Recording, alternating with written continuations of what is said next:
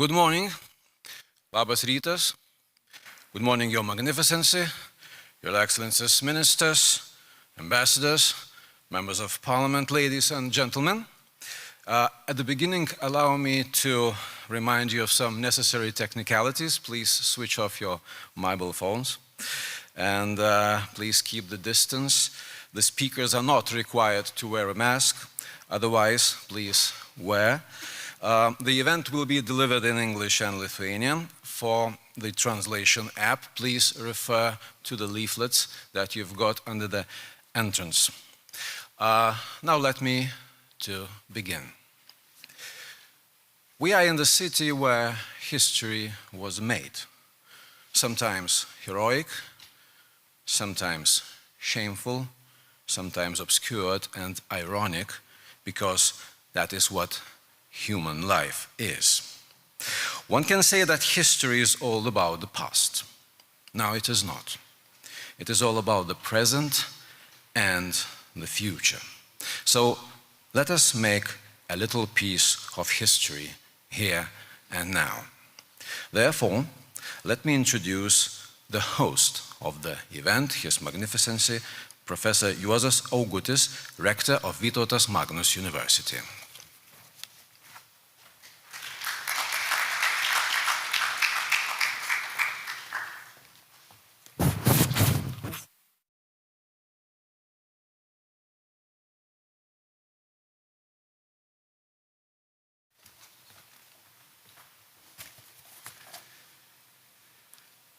Your Excellencies, Ministers, Ambassadors, members of the Seimas and the government, representatives of the Reičias families, distinguished guests, ladies and gentlemen.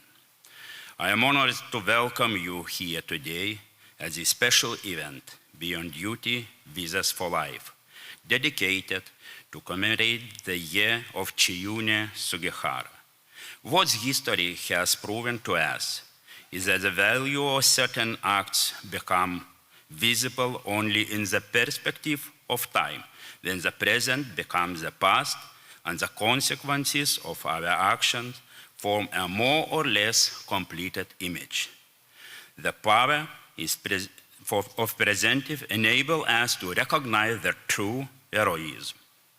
With the refugee crisis and the unrest in our neighborhood Belarus continuing, it is worth drawing inspiration from the humanism of Sugihara, the Dutch honorary Consul Jan Zwartendijk, the Reičias families, who have proven that every person can heroic in saving people's life.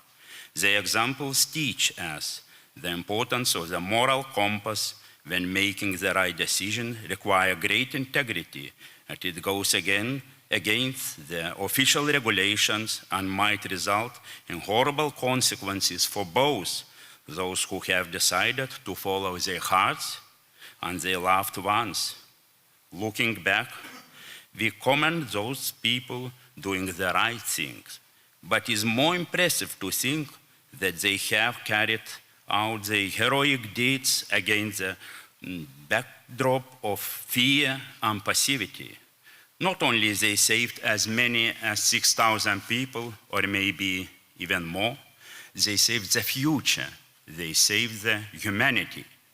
So, for everyone here today, myself included, I wish for this well-balanced internal compass, seeing what is right and what is wrong, even though it is not immediately obvious, find a way not to tear ourselves between the formal requirements and the intuitions, but rather let our decision be born from the union of heart and mind.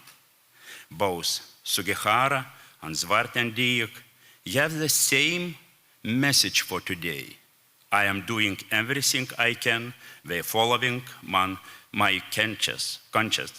History has left us with many uncomfortable questions, but you cannot learn any lessons and make peace with the painful past without facing it first. This is why I'm glad that this event takes place here at Vytautas Magnus University, where we can engage in these discussions and all of those who offer such valuable lessons for us today. I wish for everyone a meaningful event. Thank you very much and good luck.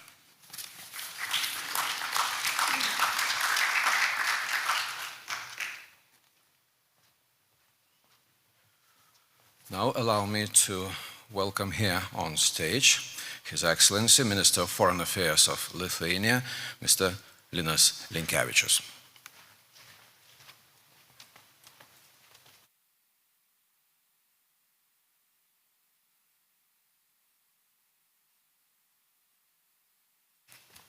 Good morning, everyone, dear friends, Steph Block, my colleague, friend Steph, ambassadors, rector, congratulations for your recent re-election.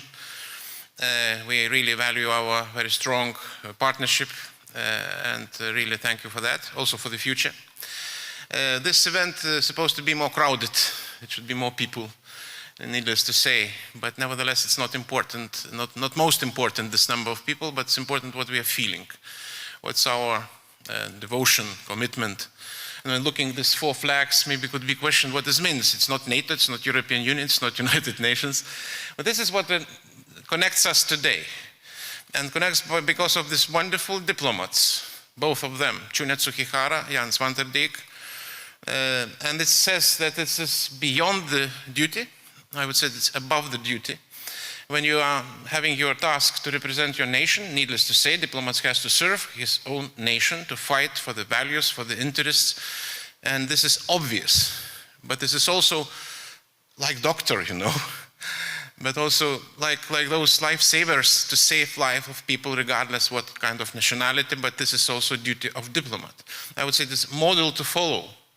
And really can, when teaching our own diplomats, trying to tell them what they have to do in difficult moments, during crisis, they should never forget that they are representing their country, definitely, but they are also supposed to help people, to save people's lives, if it's possible to do. So they did that at their own risk, and professional risk, and physical, they did that, and that was really something to cherish, to follow, and to see as a model. We definitely, these days, it's very important in Lithuania, and yesterday with many ambassadors, including Ambassador of Israel, Ambassador of the United States and others, we commemorated also very painful commemoration of part of Holocaust, Shoah in Vilnius, liquidation of Vilnius ghetto. Every year, 23rd of September, we are meeting in Panari, paying tribute to those who survived. Not many left, many people already passed away. But every time we're meeting at that place, everybody thinks about something his own, but I'm always thinking definitely about paying tribute, first of all, to remembering all these painful dates and pages of our history, but also trying to look at the future, as it was said symbolically, from darkness to the light. Remembering what happened was tragic and really painful, like scare on the face of humanity, on the face of my country, of my nation. It's a shame, it's tragedy. It cannot be forgotten, cannot be forgiven. And at the same time, we have to remember that all these shtetls which were spread all over the country, 250, something like that, small but very vibrant Jewish community, enormous heritage, cultural life, part of our history. They were killed, destroyed. But the history remained, and we now disclosing a lot of valuable, so to say, pieces of our common past, manuscripts of Gaon time, year of Gaon this year, not just year of Sugihara, which was also announced by the parliament, very important to note, but also year of Vilna Gaon. And this is something which connects us, connects generations, and also paving the way for the future. And these synagogues spread around the country, about 212 of them, by the way, wooden, very unique heritage as well. And we are meeting communities, Jewish communities in Lithuania, which are really not big, let's be open, frank, but our community is very vibrant, and we're really proud of our cooperation and what we are doing together. Today, we're paying tribute to Chiune Sugihara, to Jan Svanterdijk. We'll try to reach out to our colleagues. We'll listen to the statements of Israeli Minister Gabi Ashkenazi, with whom I talked several times about this event.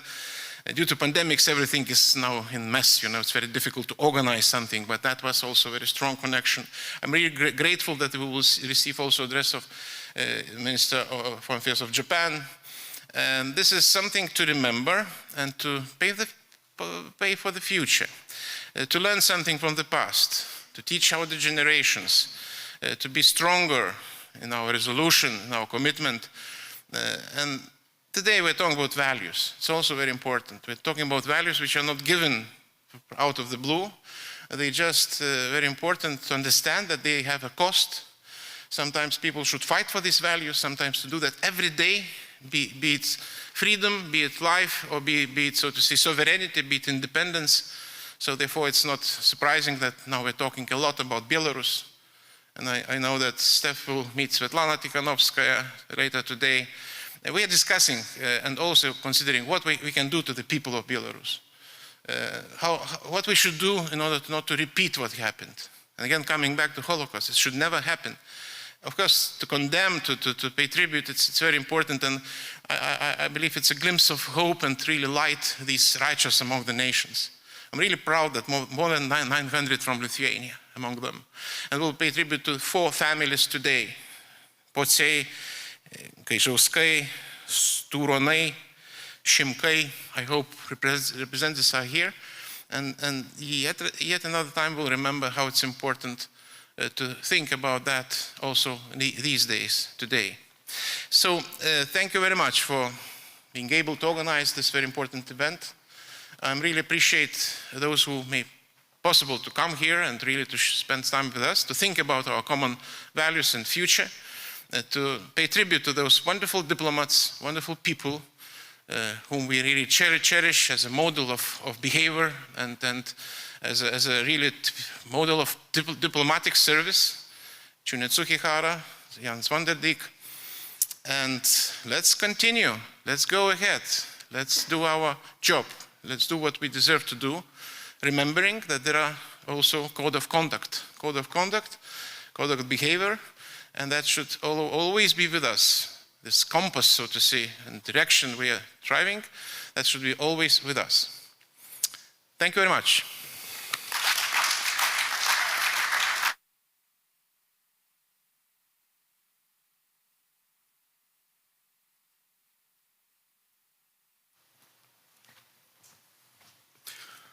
And now please pay your attention at the screen, because a video message by His Excellency Toshimitsu Motegi, the Minister of Foreign Affairs of Japan, will be delivered.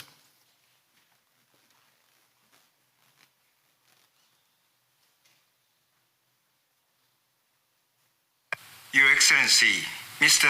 Linas Linkevičius, honorable guests, giving us an opportunity to celebrate the 80th anniversary of issuing the visa of life to Jewish refugees by Sugihara Chiune. I'd like to offer my gratitude and respect to Lithuanian government for hosting this international conference. Sugihara Chiune, or Senpo, is known for saving the lives of many Jewish refugees by issuing transit visas to pass through Japan while he was working at the Japanese consulate in Kaunas. There were 2,114 names on the list of the visas issued by Sugihara, as all family members were able to travel on the same single visa. The actual number of the lives saved is estimated to have been in the thousands. In praise of this achievement, Sugihara was honored at the Israeli Holocaust Memorial, Yad Vashem, with the title of Righteous Among the Nations. As a Japanese citizen, I'm extremely proud of this. The Japanese consulate in Kaunas, where Sugihara worked, is currently maintained and operated by the people of Lithuania as Sugihara House. On the occasion of this year's 80th anniversary, stories about the relationship between Sugihara and Lithuania are being shared at grassroots level too. Sugihara is recognized as one of the most important cornerstones for Japan-Lithuania relationship today. Sugihara's humanitarian decision reminds us that there are important values shared among us over time and across borders. Today, we are facing the unprecedented challenge posed by COVID-19. In this regard, let me stress that Japan is committed to work with the international community in order to maintain peace and prosperity of the world. Thank you.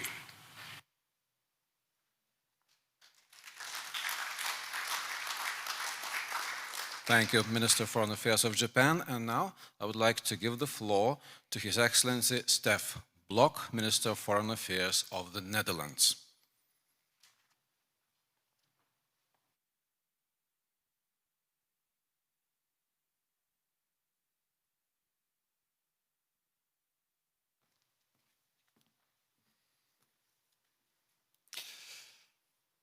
I am visited by a constant stream of Dutch people who are in one way or another have got themselves into a mess. As consul, I must do my best to help them. This means I have a great deal of work to do, but alas, none of it to do with business. These words were written by Jan Zwartendijk, the Dutch honorary consul and managing director of Philips in Lithuania. They were part of his weekly report to the company's head office in the Dutch city of Eindhoven. It was June 1940. The Netherlands was already under Nazi occupation, and Lithuania had been invaded by the Red Army. Concealed in the consul's carefully worded missive lies a great deal of suffering and a great deal of courage too. The message reveals neither Zwartendijk's plan nor the thousands of lives he was helping to save. After all, it was vital not to attract attention, because that way Zwartendijk could keep issuing visas to desperate Jews for as long as possible. It was now their last chance of getting out of Lithuania, their last chance to escape the war with their lives. Less than a year later, Lithuania fell to Nazi Germany. The vast majority of Jews did not survive the occupation. As true diplomats, the Dutch and Japanese consuls, Jan Zwartendijk and Chiune Sugihara, operated mainly behind the scenes, as did the men and women who worked with them to make the impossible possible. And yet, their actions and their personalities will never be erased. As Jan's daughter Edith once proudly said of the Japanese consul's wife, she's not someone you forget in a hurry. I find the courageous actions of Jan Zwartendijk and Chiune Sugihara deeply moving. They move me as a child of the war's aftermath.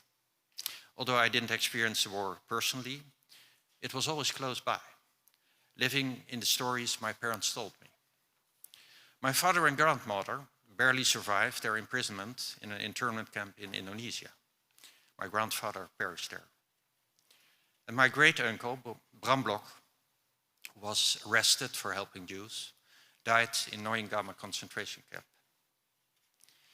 The brave deeds of the two consuls also move me as European, one who's been able to live his whole life, so far, in peace and freedom, in the full knowledge that the price of that gift was paid in advance by the courageous actions of previous generations.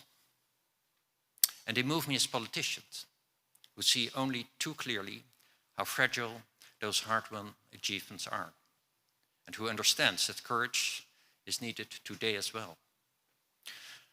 Not only from individual members of the public, but also, and especially, from politicians.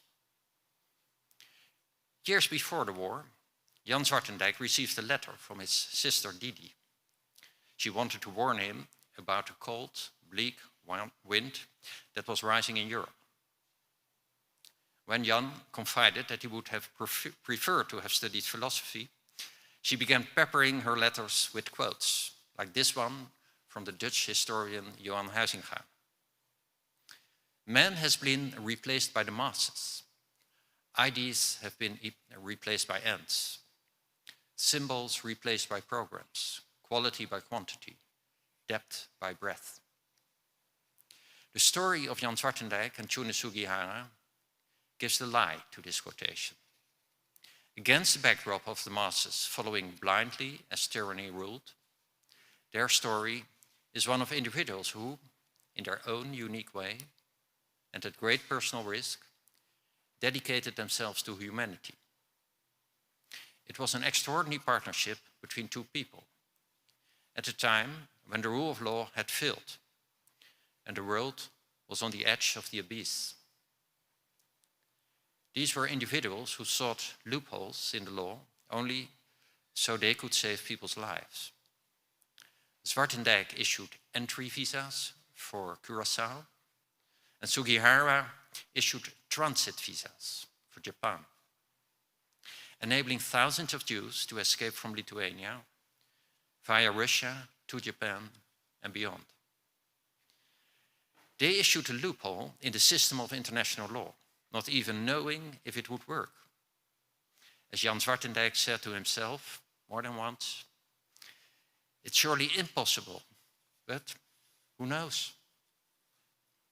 It turned out that the Consul's toolbox contained more than anyone had thought. Zwartendijk even managed to calm the suspicion of a Russian officer by giving him a filly shave, purely to buy some time. Какое чудо! What a marvel, the officer exclaimed. And little did he know that the real marvel was happening right under his nose. In the end, the best tools in the box turned out to be a pen and an ink brush.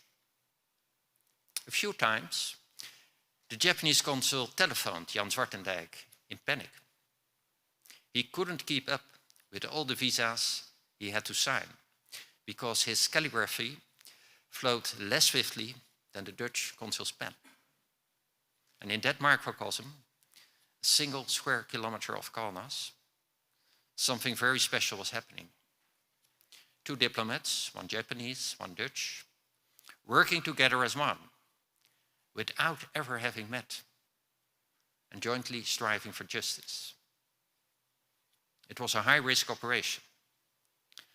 Zwartendijk signed as Consul de Peba at interim, so that he could point to his inexperience if he were to be interrogated later, which is ironic, as he showed with his action what a natural diplomat he was.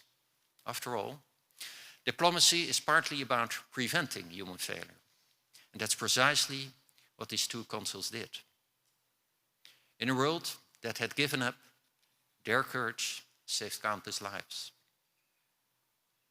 80 years later, the world is not quite the same.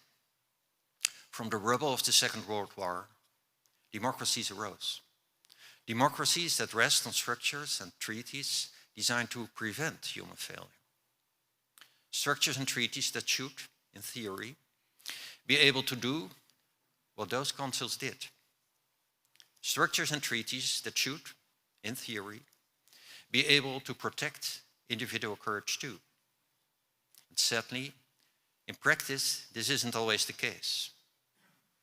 Today, we remember Jan Zwartendijk and Chiune Sugihara, not only by expressing admiration for what they did, but also by refusing to forget, by taking action, by defending the structure and treaties that protect individual courage, and by expressing support for everyone who fights for democracy. For people like Alexei Navalny, who almost paid with his life in that struggle. For the people who have taken to the streets of Belarus because they want free and fair elections. For the people who have been imprisoned and tortured for raising their voices in protest. In the words of the Belarusian writer and Nobel laureate Svetlana Alexievich, first they kidnapped our country, now they are kidnapping the best of us. She's the only member of the Presidium of the Coordination Council who is still free in Belarus at this time.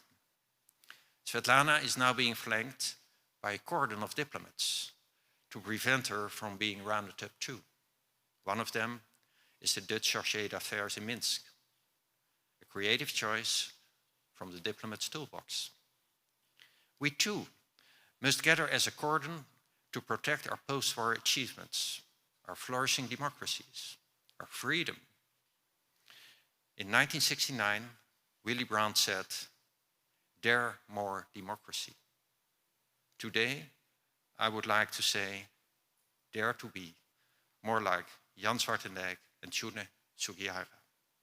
Thank you.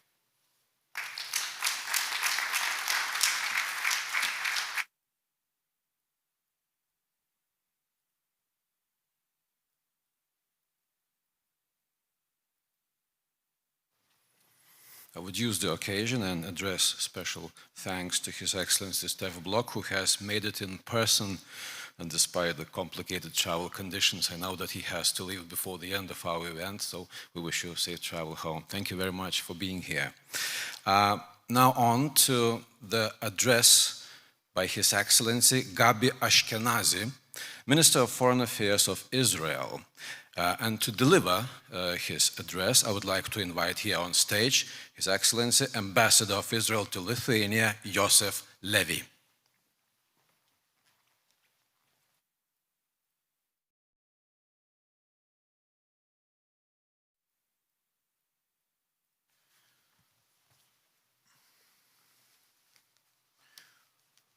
I would like to extend here, Your Excellencies, the greetings of Mr. Gabi Ashkenazi, who wanted so much to be here in person, but because of this dramatic pandemic situation in Israel, which becomes worse and worse, I wouldn't like to say the numbers, because you will get frightened, he couldn't come here by himself. Your Excellency, my friend Linas Linkevičius, dear Linas, says Gabi Ashkenazi, Minister of Foreign Affairs of Lithuania, Your Excellency, Mr. Stef Blok, Minister of Foreign Affairs of the Netherlands, welcome, danke wel dat u hier bent. Did I say correct? Good, thanks to Bonnie. Dear Professor, Mr. Rector, honorable ministers, friends from Kaunas, members of the Jewish community of Kaunas, members of the Diplomatic Corps, Ambassador of the United States of America, Ambassador of Holland, Ambassador of Japan, other distinguished guests, DCM of Germany, dear friends and visitors from Japan, konnichiwa, distinguished guests. What is the exact time in which we do not obey orders which come from outside and listen and obey the orders and the requests of the little man which is in our hearts, who stands on a little chair and asks us to be good people? When do we stop being diplomats who fulfill orders and requests and listen to the humanity inside our hearts? It is a great honor for me as a Minister of the Foreign Affairs of the State of Israel, the Jewish homeland, to salute the memory of brave men, diplomats who endangered themselves and their families in order to save Jewish refugees in the darkest times of our people during the Shoah. Not many did so, and our full gratitude and appreciation goes to heroes like the Japanese Consul, Mr. Chiune Sugihara, and the Dutch honorary diplomat, honorary Consul Jan Zwartendijk, who heard the voice of their conscience, calling them to help other people, men, women, children, who knocked on their door. In many cases, they did so against the orders of their own governments. And we thank them for that. The year is 1940. Hundreds of Jewish refugees, most of them from German-occupied Poland, crowd the small street in front of the consulate of Japan in Kaunas. The words death camps, shooting pits, or Holocaust do not yet appear in the human lexicon as road signs, roadmap of disaster and collapse of humanity. But the Japanese consul Chiune Sugihara sees through the windows these desperate people who face the horror of death. He would later tell his family, no matter what punishment I receive, and he was punished, I cannot leave them helpless on their own. He worked day and night, one man with a huge, great soul, and issued with his own hands several thousand transit visas.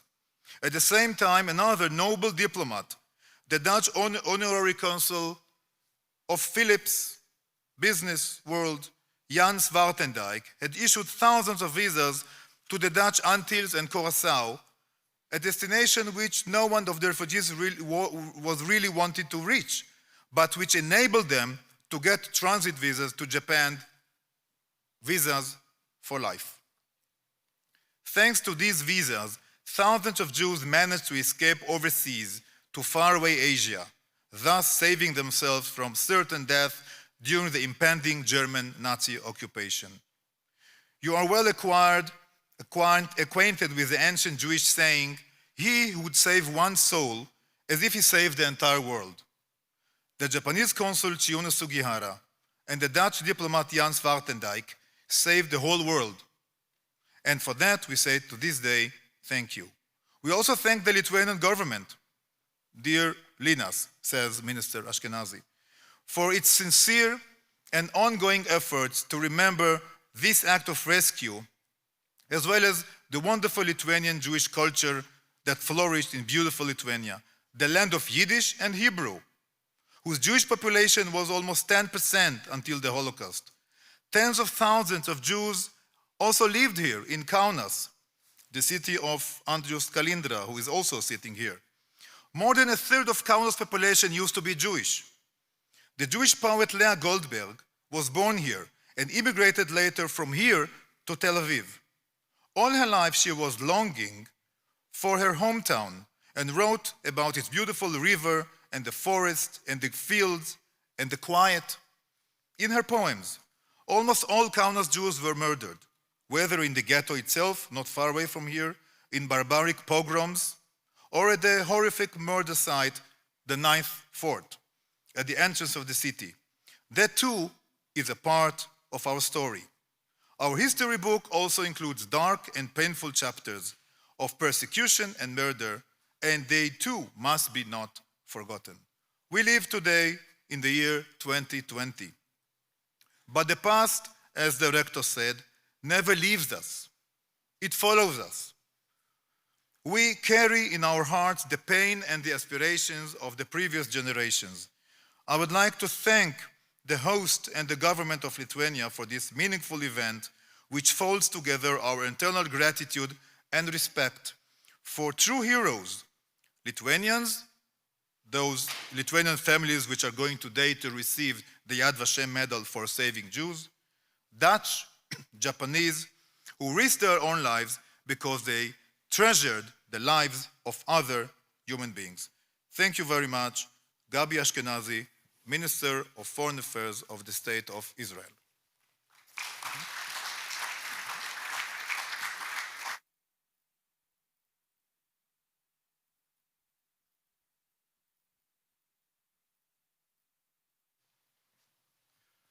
And now, allow me to invite His Excellency Linas Linkevičius on stage again for the video conference call. Video conference will be between His Excellency Linas Linkevičius, the Minister of Foreign Affairs of Lithuania, and His Excellency Hajime Furuta, Governor of Gifu Prefecture, Japan. And hopefully the connection will work.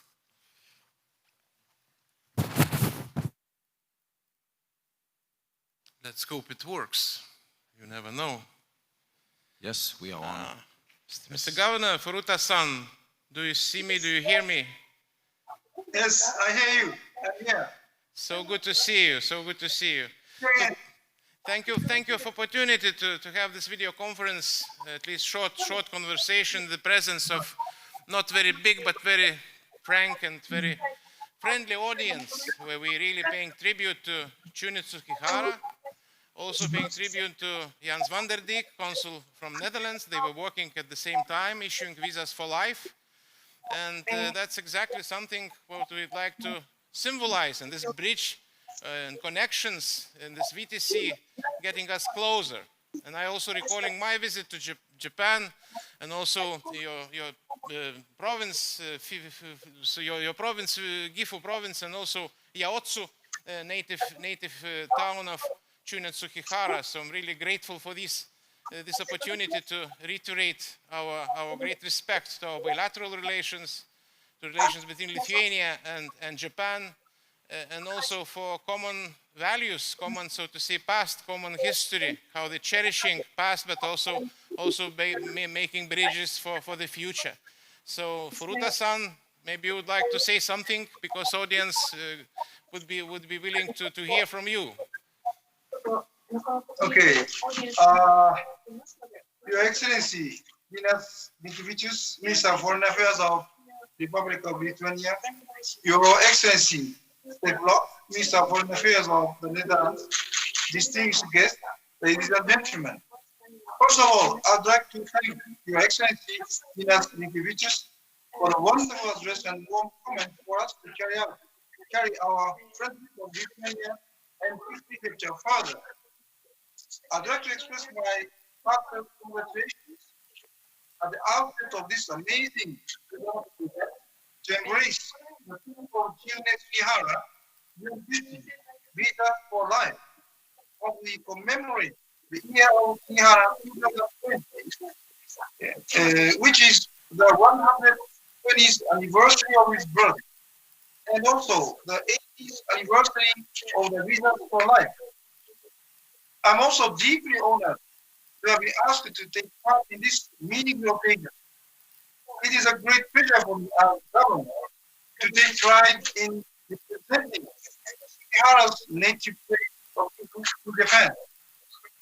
As you all know, despite being torn between his duties as a diplomat and his humanitarian ideals, Sugihara made a choice to commit to the latter, which was the novel idea to issue the visas for life.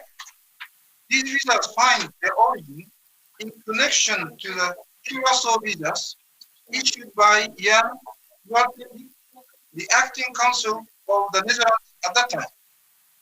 Because of that very connection, I have the pleasure today to virtually participate alongside His Excellency Minister of the Netherlands, upholding humanitarian spirit common and pressing on the values of its achievements.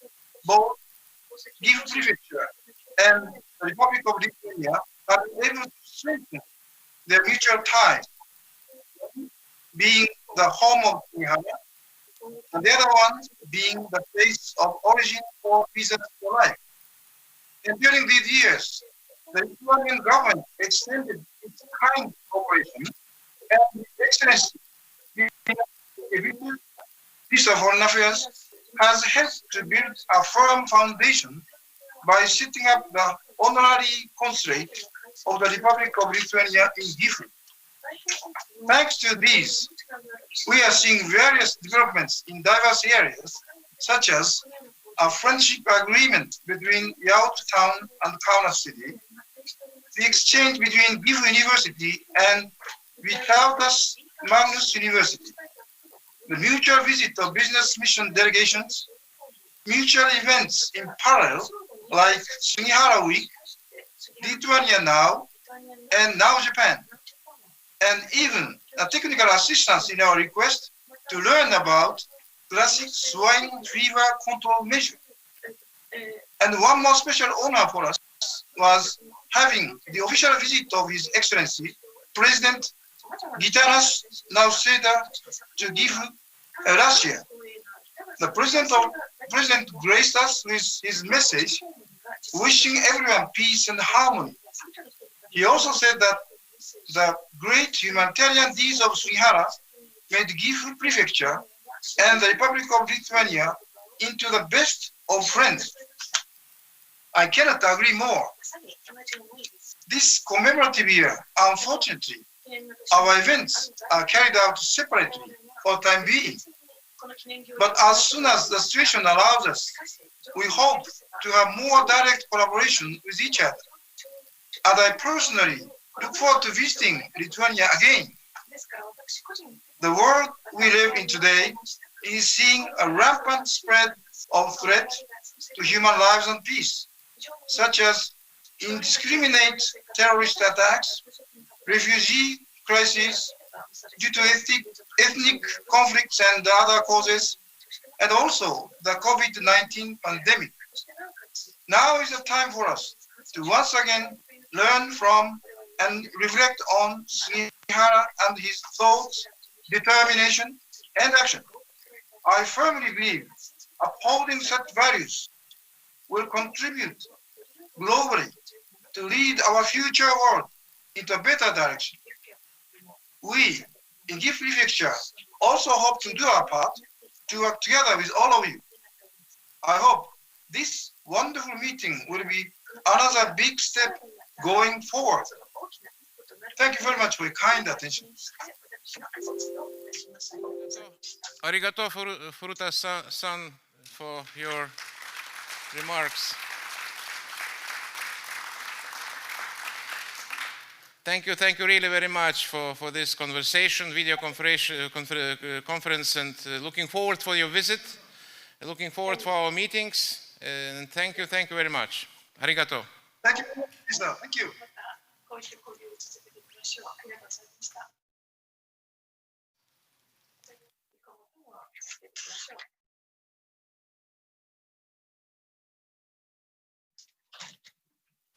Hajime Furuta, the governor of Gifu Prefecture, and His Excellency Linas Linkevičius, Lithuanian foreign minister. On to the next part of our event. Now it is a great honor for me to present the World Holocaust Remembrance Center Yad Vashem Award Ceremony. The ceremony will be delivered in Lithuanian, so please use the translation app if needed. And to begin our ceremony, I would like to invite Vytautas Magnus University's Music Academy students. Please welcome on stage.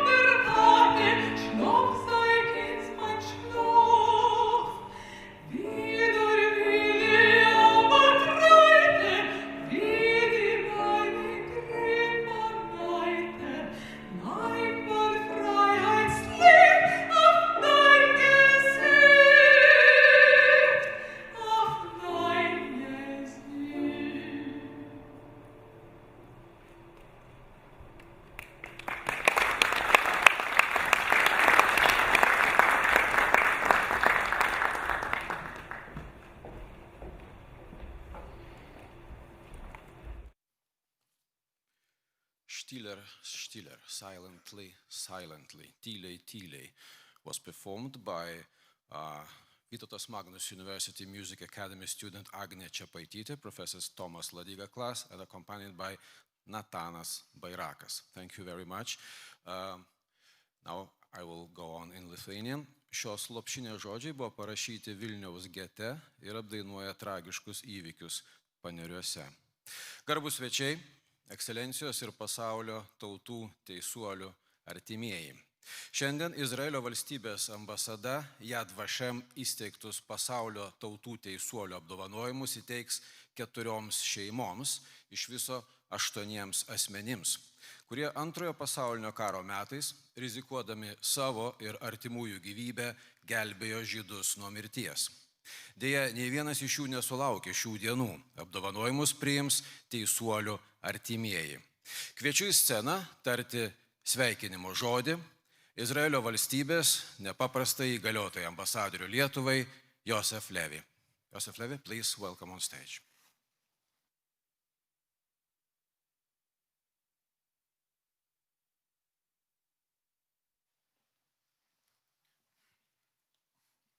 With your permission, Mr. Minister, distinguished guests, I would like first to thank the musicians for their beautiful playing and singing of Štila Štila, a song written in Vilnius ghetto and is one of the symbols of the Holocaust, a song that every child in Israel knows. I would like to thank you again for being here, Mr. Minister, dear guests.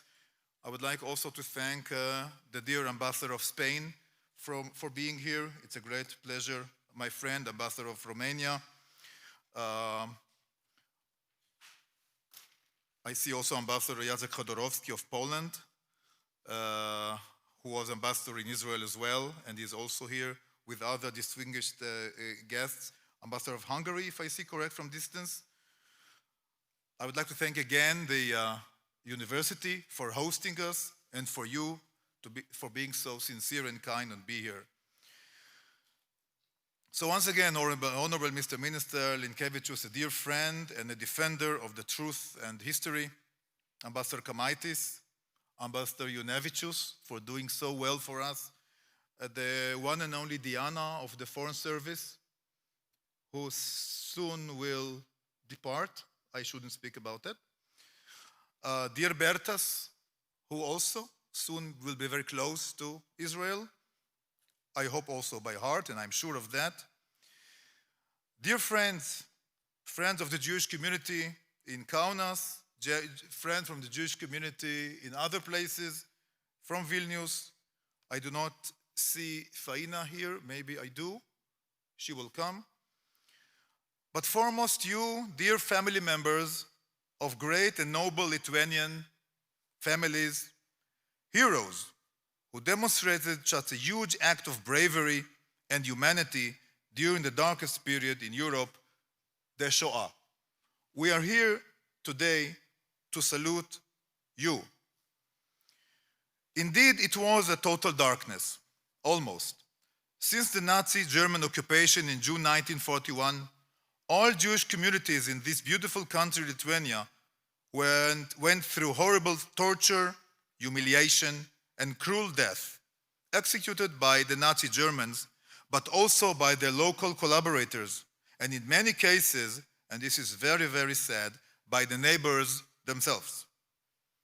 But in this darkness, there were few sparkling lights, tokens of rare humanity, good souls who risked their lives and the lives of their families in order to rescue a Jew, sometimes an unknown girl or a hungry boy, from a cruel death. They listened, as we said before, to their internal voice. As you said, Mr. Rector, to the moral compass that guided them to be good in times of evil. To this day, 917 Lithuanians are recognized by Yad Vashem in Jerusalem as the righteous among the nations. Lithuania is a small nation. 917 is a big number for a small nation. And I allow myself to be proud of that. I have a deep honor today to grant 4 families the Yad Vashem medals and diplomas. You all heard the old Jewish saying that the Minister Ashkenazi mentioned before that belongs very much to this ceremony because we do believe in this. Whoever saves one life as if he saves the whole world. For saving the spirit of mankind, we say to those brave and good people, we cannot tell them because they are not here with us, but we say to the families who are here, thank you. Toda rabba, achu labai, for your kindness and your noble act. We are proud of you. Thank you.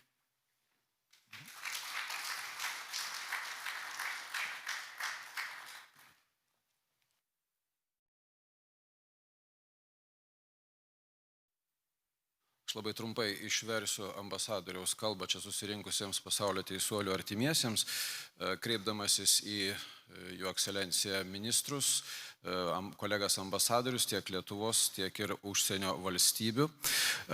Izraelio ambasadorius taip pat kreipėsi į Kauno žydų bendruomenės atstovus ir kilnes lietuvių šeimas, kurios pademonstravo milžinišką drąsą ir žmogiškumą tamsių periodų Europoje, šoa, taip žydiškai yra vadinamas holokaustas. Iš ties tai buvo beveik aklina tamsa, kai nacių Vokietija 1941 metais Liepą okupavo šalį, visos žydų bendruomenės gražiojoje Lietuvos valstybėje turėjo pereiti siaubingą kančią, pažeminimą ir mirtį, įvykdytą nacių vokiečių ir jų vietinių bendrininkų. Neretai tai buvo tie patys kaimynai. Bet šioje tamsoje buvo kelios šviesos kibirkštėlės, reto žmogiškumo simboliai, geros sielos, kurios rizikavo savo ir savo šeimų gyvybėmis, kad išgelbėtų žydą, kartais visai nepažįstamą mergaitę ar alkaną berniuką nuo žiaurios mirties. Jie klausė savo vidinio balso, kuris juos ragino būti gerus blogio laikais. Iki šios dienos 917 lietuvių Yad Vashem Jeruzalėje yra pripažinti pasaulio tautų teisuoliais. Man didžiulė garbė šiandien 4 šeimoms įteikti Yad Vashem medalius ir diplomus. Jūs visi esate girdėję seną žydišką pasakymą. Išgelbėjęs vieną gyvybę, išgelbėję visą pasaulį. Už išgelbėtą žmogiškumo dvasią aš sakau šiems drąsiems ir geriems žmonėms toda rabba. Ačiū labai už jūsų širdies tyrumą ir kilnų poelgį. Mes jumis didžiuojamės, sakė nepaprastasis įgaliotasis ambasadorius Lietuvai Izraelio Josef Levi. Šiandien apdovanojami teisuoliai savo narsą ir meilę artimam leido karo pabaigos ir saugesnio rytojaus sulaukti tai pačiai Goldšteinų šeimai, Chaimui, Menuchai ir jų sūnums. Dabar šiek tiek istorijos. 1941 metai. Birželio 22 dieną kaime pasirodžius naciams, Goldšteinų šeima suprato, kad išsigelbėti nuo mirties gali tik bėgdami nuo jiems primesto likimo. 1942 metų kovą įsekę, alkani ir įbauginti, Goldšteinai pasibeldė į Vincento Pociaus duris, prašydami pagalbos. Vincentas parodė netoliese jam priklausančią giraitę, kur kaimo gyventojai nesilankydavo. Visą vasarą Goldšteinai praleido giraitės priedangoje. Pocių šeima gydė pabėgėlius nuo ligų, o mažiausiai sūnų Dovydą dažnai priglausdavo namuose ilgesniam laikui, aplinkiniams sakydavė, kad tai giminaičių vaikas. Pocių paaugliai vaikai naktimis neždavo Goldšteinams maisto. Kai Abrahamas, vyriausiasis Goldšteinų sūnus, susirgo, Pocius nusivedė jį gydytis į savo namus. Atėjo spalis, orai atšalo. Policija netikėtai apsupo namą, mat kilo įtarimų, kad Pocių namuose slepiasi žydai. Deja, nusikaltimas buvo aptiktas. Pocius sugebėjo išpirkti abiejų šeimų gyvybės, atiduodamas įvairias gerybės, todėl Goldšteinai bei Pociai nebuvo iš karto sušaudyti.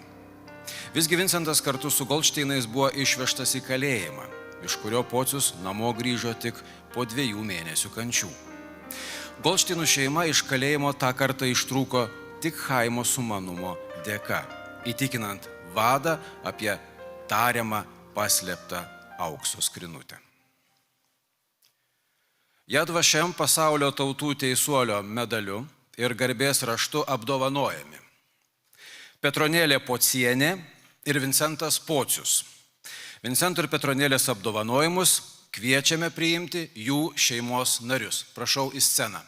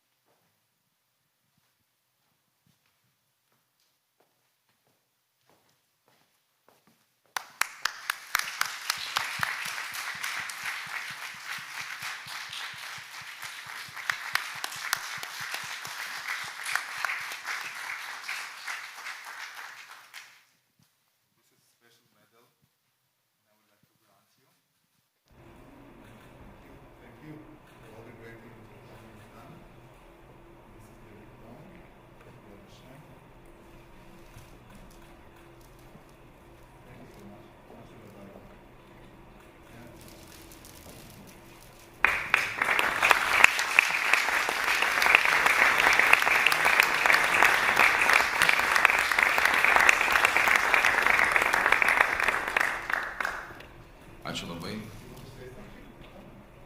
Aš paduosiu mikrofoną, tada gali čia. Prašau. Labai didžiuojamės savo artimųjų poelgiais ir dėkojam Jums, kad jų nepamiršote.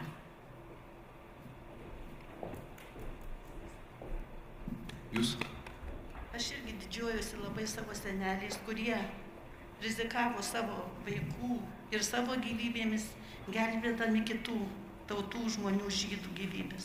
Jie žinojo tiksliai, kad gali būti sušaudyti. Aš labai esu dėkinga ir tiem žmonėm, kurie šiandien jų nepamiršo. Ačiū.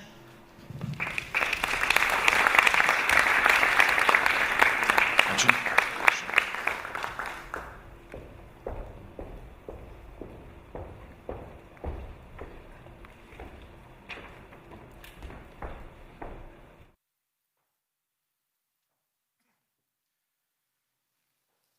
Tęskime toliau mūsų istoriją.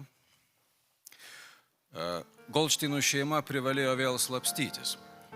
Pabėgę iš Tauragės, jie pasuko į nuošalesnę vietovę ir po ilgų klajonių paryčiais pasiekė Milgaudžių kaimą. Čia vaizdingoje vietoje prie vieškelio, tolokai nuo miškų, stovėjo Juozo Gaižausko sodyba.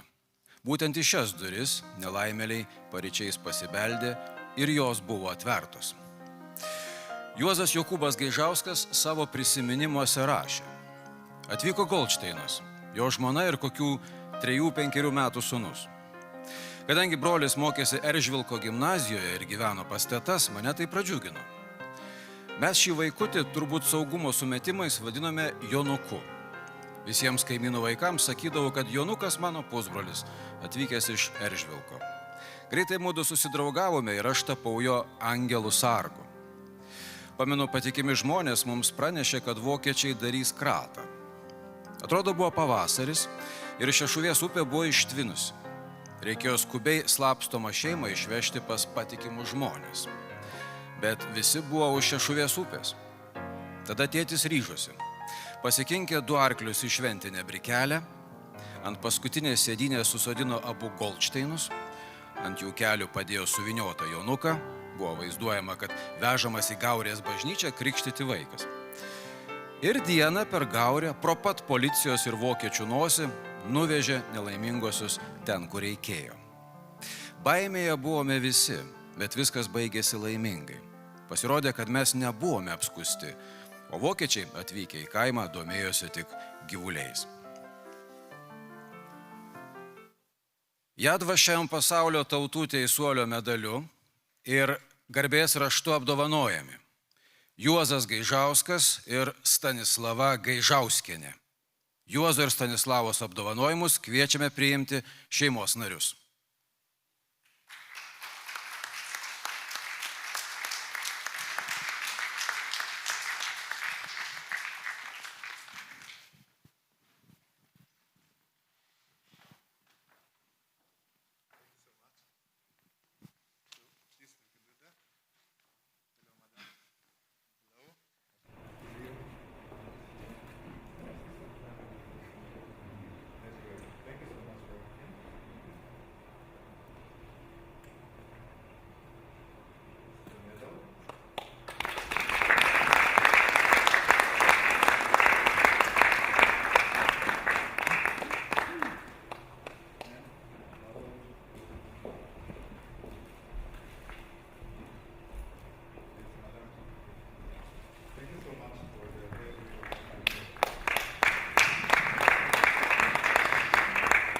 Aišku, jaudinanti akimirka ir graži diena. Aš labai didžiuojasi šito apdovanojimu, nebejoju, kad brolis Vytas didžiuojasi irgi. Tik noriu pasakyti vieną mažutį dalyką, apie ką neretai žmonės pamiršta net pagalvoti. Taip, apdovanojimas tiems žmonėms, mūsų seneliams, bet aš manau, kad jie nepadarė nieko daugiau, ką privalėjo padaryti kiekvienas žmogus. O šiandien, kadangi mes vis dar stovime čia ant scenos, aš noriu padėkoti tiems žmonėms, kaimynams, aplinkui gyvenantiems žmonėms, kurie visi žinojo, kad seneliai slepia žydus. Ir nei vienas iš tų 100 žmonių žinojusi, kad pas senelius tuo metu yra žydų šeima, neįskundė, nepranešė ir neišdavė. Tai tik dėl to mes šiandien galime stovėti čia ant scenos. Ačiū jiems. Ačiū labai.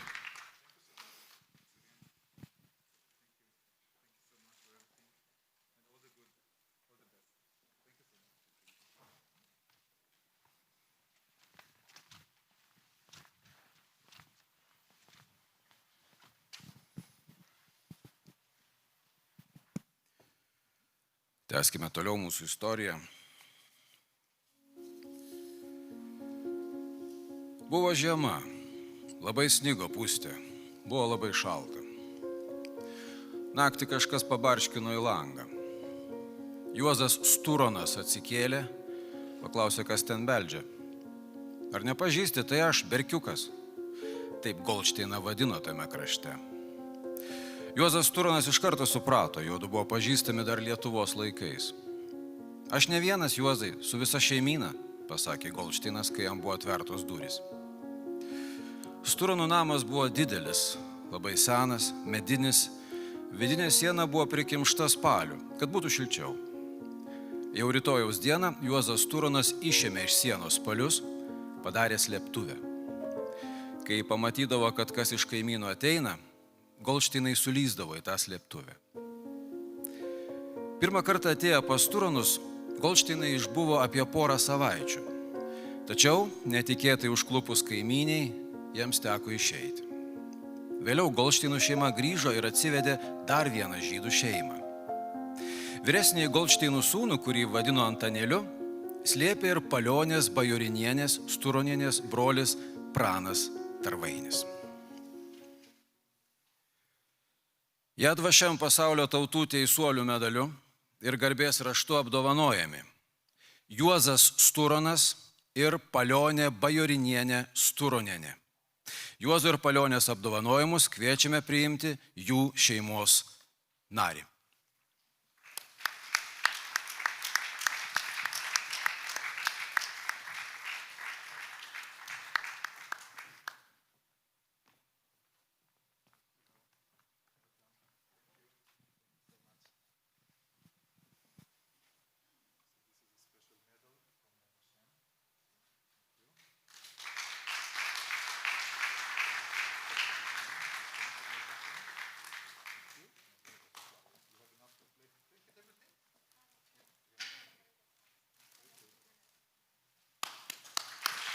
Aš palaikysiu.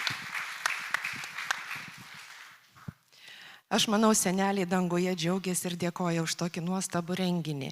O mes visa šeima taip pat už šitą garbingą apdovanojimą. Ačiū labai. Ačiū.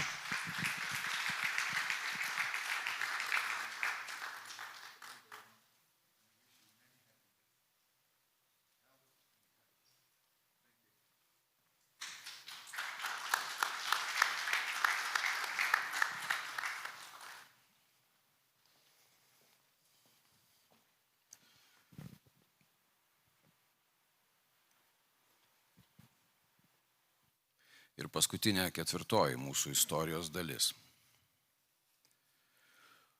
Goldšteinai niekur nebuvo saugus. Aptikus naciams ar suodus aplinkiniams jie turėdavo vėl bėgti ir slėptis.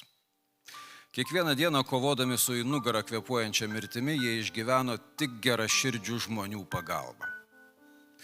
Tokių klajonių, nuolatinio bėgimo ir slapstymosi metu Golšteinai atsirado prieš Prano Šimkaus duris. Šimkai, nors buvo labai neturtingi, karo metais dažnai pristigdavė ir duonos kąsnio, priglaudė tokioje didelėje bėdoje atsidūrusią šeimą. Golšteinai buvo paslėpti po namų įrengtoje slėptuvėje, į kurią buvo galima patekti pro nekūrenamą krosnį. 3 mėnesius ši slėptuvė buvo šeimos prieglobstis, padėjęs sulaukti karo pabaigos. Chaimas Golšteinas po karo rašė Pranui Šimkui: kad galėčiau atlėkti pas jūs ir visus jūs, mano brangus bičiuliai, pargabenti pas mus ir kartu su jumis gyventi ir kasnelį duonos su jumis pasidalyti, būčiau labai laimingas. Bet bijočiau pasirodyti jūsų krašte, bijau jūsų gaspadoriaus. Kad Dievas padėtų, kad pasaulį padarytų taikų, dar mes galėtume pasimatyti, kol esame gyvi. Labai norėčiau prašyti Dievo, kad sulauktume tokios dienos. Jadvašiam pasaulio tautų teisų medaliu ir garbės raštu apdovanojami Pranas Šimkus ir Petronėlė Šimkienė. Prano ir Petronėlės apdovanojimus kviečiame priimti šeimos narius.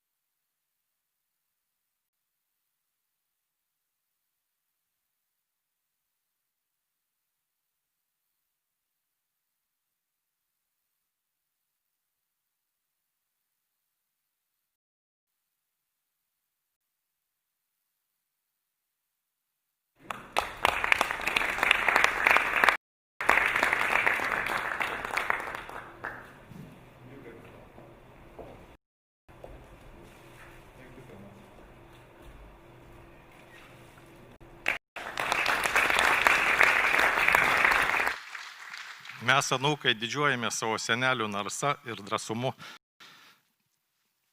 ir dėkojame organizatoriams, kad pakvietė mus į šitą puikų renginį. Ačiū Jums labai.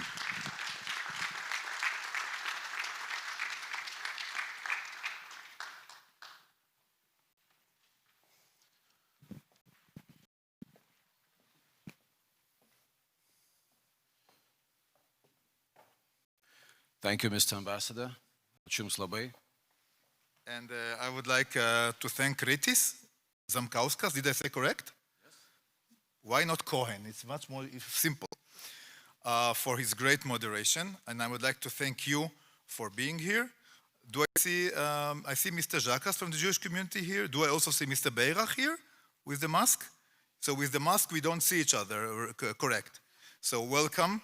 And now I will invite you to a modest refreshment outside, some tea and sweets and sandwiches, and then we continue. Thank you so much for being here, and thank you for the families of the new righteous among the nations, for the act of their families.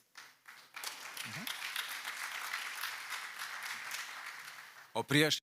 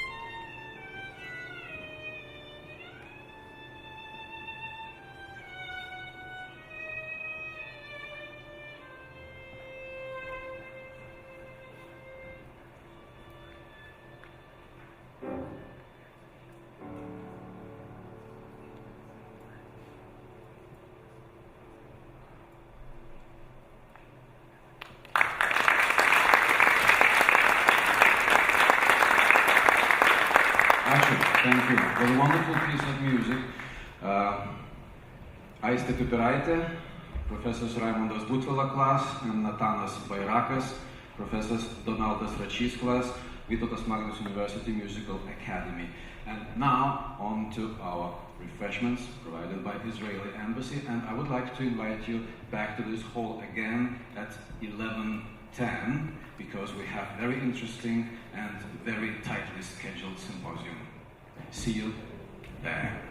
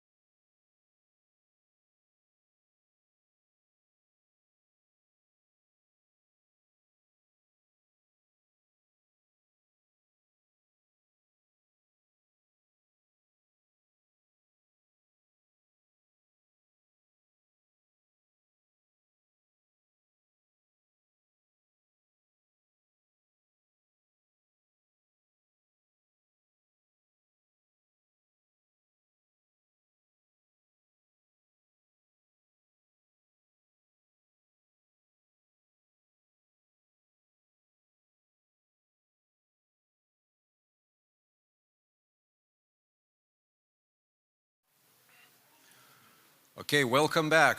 Welcome back, everybody. Sveiki sugrįžę. Kol dar po truputį renkasi žmonės į salę, aš perskaitysiu keletą padėkų nuo Izraelio ambasados. While people still getting back to our hall, I have some words of thanks to say on behalf of the Israeli embassy. Dėkojame Vilniaus Gaono žydų istorijos muziejui, taip pat žydų gelbėjimo ir atminimo įamžinimo skyriaus vedėjai Danutei Selčinskai, kuri jau daugeliu metų rūpinasi, kad kuo daugiau didvyrių antrojo pasaulinio karo metais gelbėjusių žmonių gyvybės būtų pripažinti pasaulio tautų teisuoliais. Dėkojame Lietuvos Respublikos Užsienio reikalų ministerijai ir ambasadoriui ypatingiams pavedimams, jo ekscelencijai Dainiui Petrui Kamaičiui. Taip pat dėkojame Vytauto Didžiojo universitetui, vicerektoriai, profesoriai Inetai Dabašinskieniai, VDU muzikos akademijos dekanui, docentui daktarui Sauliui Geruliui, akademijos studentams Agniai Čepaitytei, Natanui Bairakui, Aistei Pipiraitei, juos aš jau pristačiau jums, ir jų mokytojams profesoriui Tomui Ladigai, docentui Donaldui Račiui ir profesoriui Raimondui Butvilai. And before we start with our symposium, I would like to invite one more speaker here on stage, and that will be the chairperson for Lithuanian Jewish community, Mrs. Faina Kukliansky. Please welcome. The floor is yours.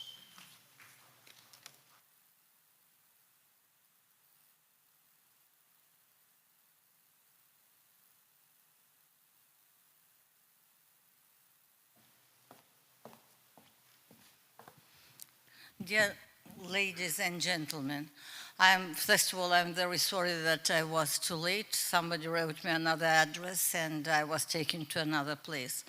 So I missed, I think, the righteous among the nations. But in any case, I have a duty and an obligation from the Jewish community of Lithuania and from me personally to express the biggest gratitude to all those who helped in all these hard times to save the lives of innocent people.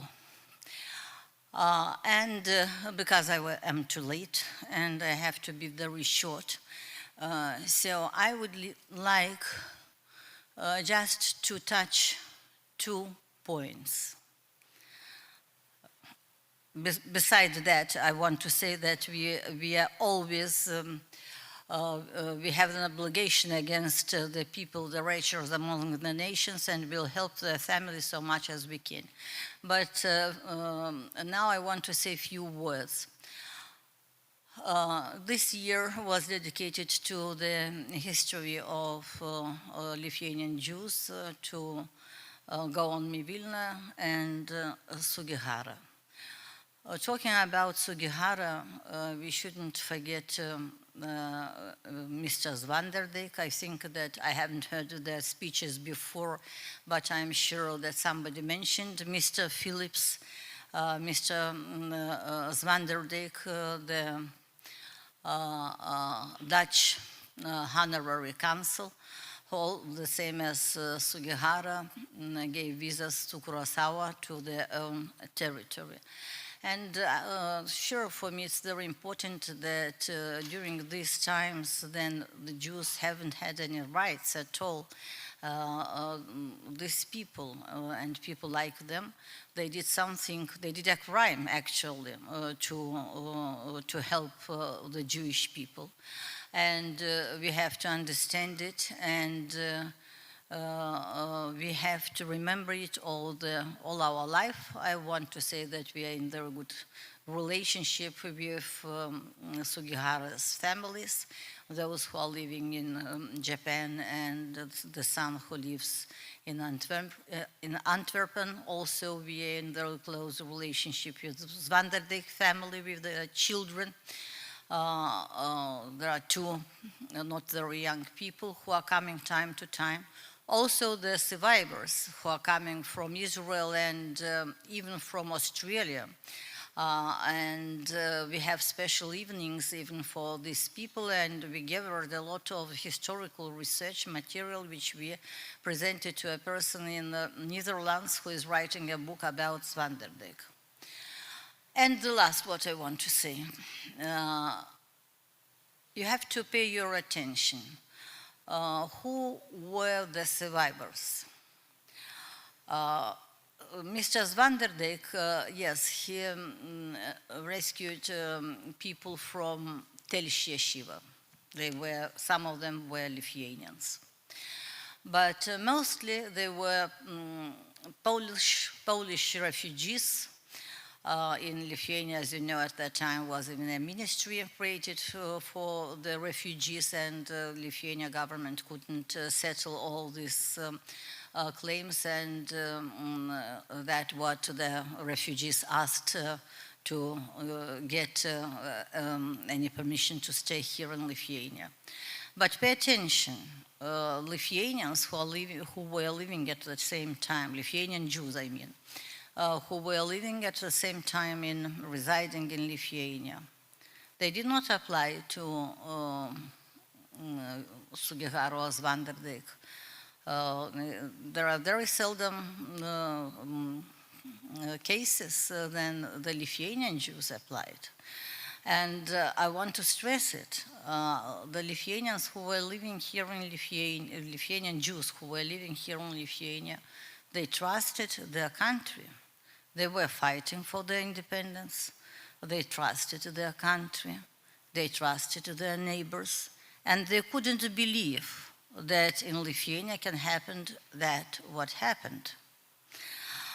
So finishing my, but it happened. So finishing my speech, I just want to wish everybody, our Jewish community, and the people, all the people who are living in Lithuania, we have to trust our state. We have to trust our authorities. And I hope very much that we are trusting not in vain, that nothing as it was 77 years or more before will never happen. And our trust is really very firm. So thank you for possibility to tell me a few words on the name of the Jewish community. Thank you very much.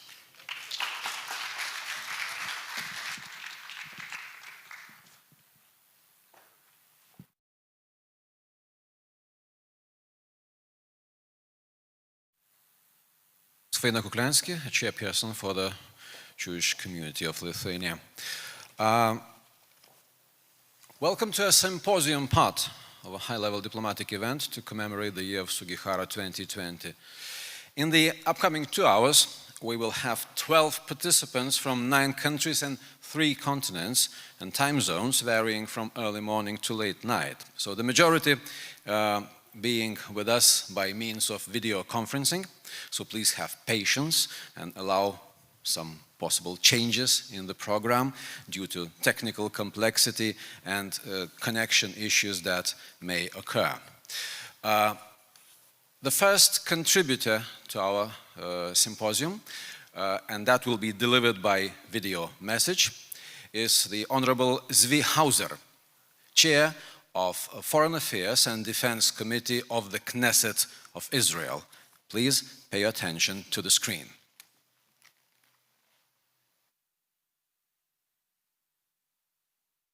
It is great honor as a son of Holocaust survivor to participate in such notable event, marking the year of Chiune Sugihara in 2020.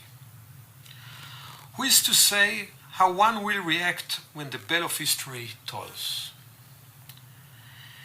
In the darkest hour of World War II, we know how Sugihara responded. His courage is measured in the over 6,000 lives that he saved from the Nazis and their collaborators. He risked his position, his own and his family's safety, and his future to help the Jews fleeing doom in Lithuania. For his deeds, he is forever known as a righteous individual by the State of Israel and the Jewish people. It is indeed an extraordinary story. Sempo Sugihara, a Japanese diplomat, was sent to Kovno, Lithuania, as the imperial consul. In 1939, he found the German invasion of Poland and the Soviet occupation of Lithuania had caused a growing surge in Jewish refugees. It quickly became clear to Sugihara that he must help.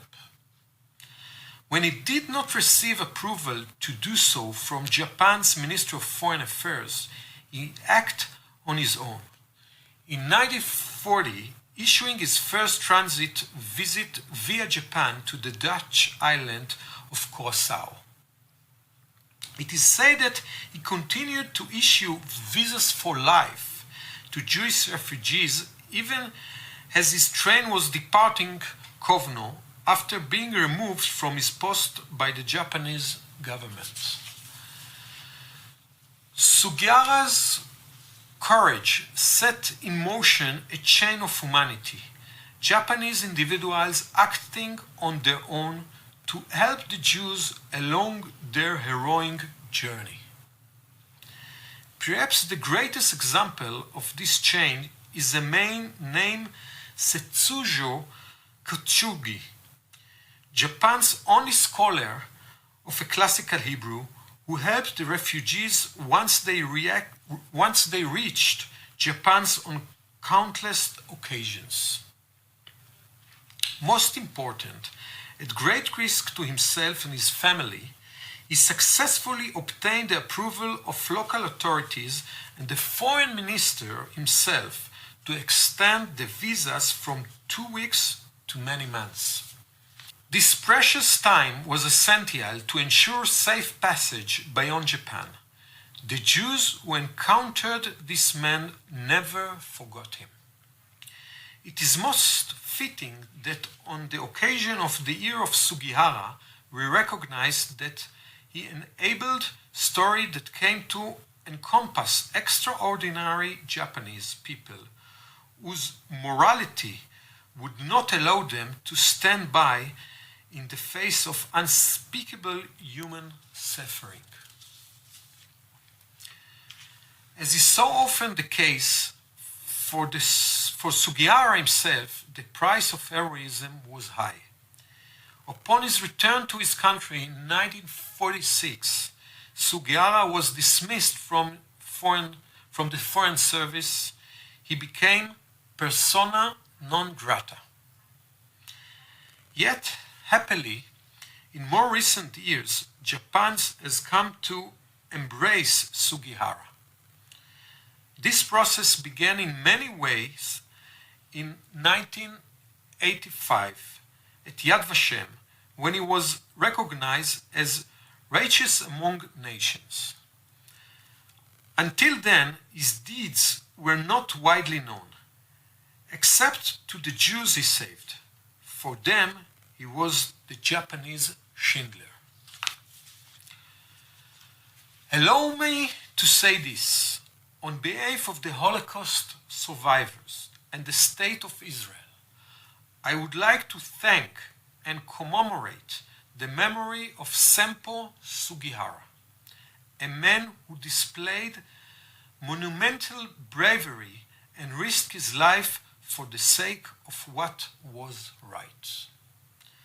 A man who comes from a country with history and tradition of thousands of years, and saw before him the Jews, a people still without country then, but who also had a history and tradition of thousands of years. The bell of history tolled for Sugihara, and in response for all time. His faith in humankind was unshakable. He will forever be a hero in the land of Israel and for Jewish people all over the world. Thank you.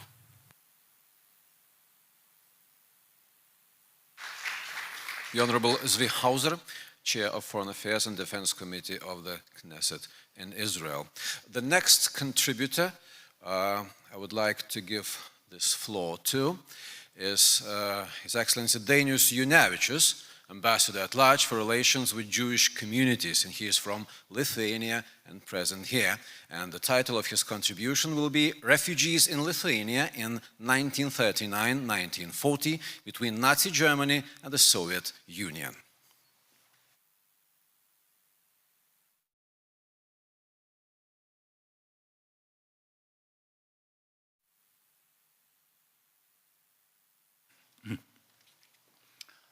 Distinguished guests, excellencies, ladies and gentlemen, colleagues.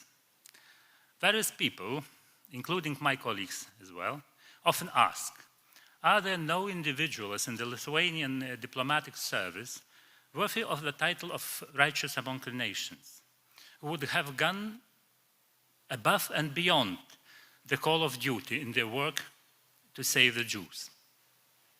I will try to make good use of my time and tell you why we are not. On the contrary, it is very regrettable that the honor of Lithuanian diplomatic service has been tarnished by the anti-Semitic views of the diplomat, the last Lithuanian envoy to Germany, Kazys Škirpa, as well as by the actions taken by the Lithuanian Activist Front, an organization that was established by Škirpa himself. To save the honor of the diplomatic service, I must say that he did not seem to have gained any more followers. His orientation to Nazi Germany was unacceptable to Lithuanian authorities and did not align with the country's foreign policy goals. The drama of war refugees is usually connected with Japanese Vice Consul Chiune Sugihara and an honorary consul of the Netherlands, Jan Zwartendijk, who issued visas for life. However, Lithuania's position and aid to war refugees is often forgotten, even though the refugees started looking for ways to escape then when the Soviet Union started to crush Lithuanians' independence. When we talk about the visas for life story, we often forgotten its historical context. Where did the Jews waiting in a long queue in front of the Japanese consulate come from?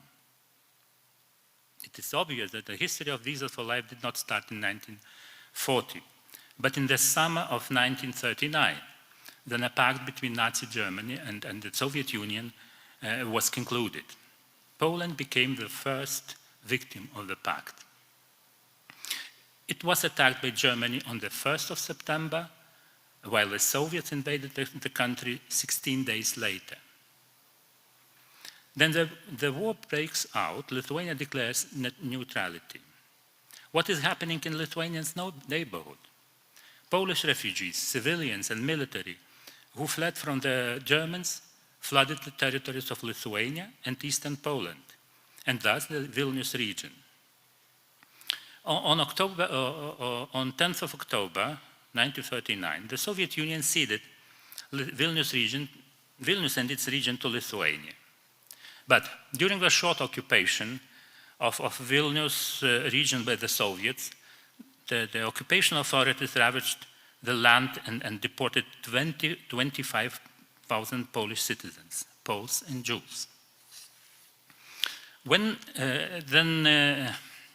Lithuanian army entered Vilnius on the 28th of October 1939, all the war refugees in Vilnius and in Vilnius region found themselves in Lithuania. The Jewish refugees and the entire Vilnius Jewish community very much welcomed the return of Vilnius to Lithuania. Even before, having heard that the rumors that Vilnius was to be returned to Lithuania, refugees fled to Vilnius and Vilnius region. Entire yeshivas were moving to Vilnius as early as on 14th of October. Klesk Yeshiva moved to Vilnius, followed by Mir Yeshiva, 500 students and teachers a few days later. In addition, students and teachers were arriving from Lomzh, Lublin, Baranovich, and Pinsk yeshivas as well. Later that year, about 1,800 Jews were expelled from the German-occupied territories, eastern territories of Poland. Jews who lived outside Lithuanian, but close to Lithuanian borders, were also deported from the territories occupied by the Soviet Union in November 1939. What awaited countless Polish Jews who remained and who fled to the east of Poland, which was occupied by the Soviet Union.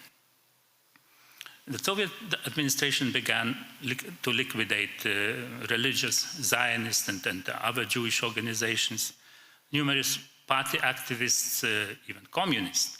Many educational and cultural workers were being arrested and deported. The main Jewish schools were closed. So many Zionist Jews were fleeing to Lithuania in hope of finding a safe haven in the country where they would live unrestricted lives and would be able to travel to Palestine easily. Those wishing to leave the Soviet Union even more appeared when a registration for Soviet citizenship in the occupied territories was announced in November 1939. The flow of refugees was gaining pace until the spring of 1940, when the Lithuanian border of the Soviet Union was significantly strengthened. However, even the tightening of border controls could not stop the flow of Jewish refugees entirely. It continued until June 1940. On the 27th of February 1940, when the registration of refugees was completed, there were 10,906 Jews, 8,097 men, and 2,107 women, and less than 700 children. The numbers increased later, and on the 1st of August, there were about 12,000 Jews in Lithuania. The majority of them were students and teachers of yeshivas. Families constitute a minor part of all refugees. And the number of Jewish refugees escaping from the Soviet-occupied territories was a few times bigger than the number of those fleeing German-occupied Poland. Among the latter were also German, Dutch, British, and Czechoslovakian citizens. Jewish refugees were taken care of by local and international Jewish organizations. Together with the Lithuanian government, they were faced with a heavy burden of organizing accommodation, supporting, feeding, providing medical care and sanitation to large numbers of refugees. Most of the funds needed to support Jewish refugees were allocated by international Jewish organizations.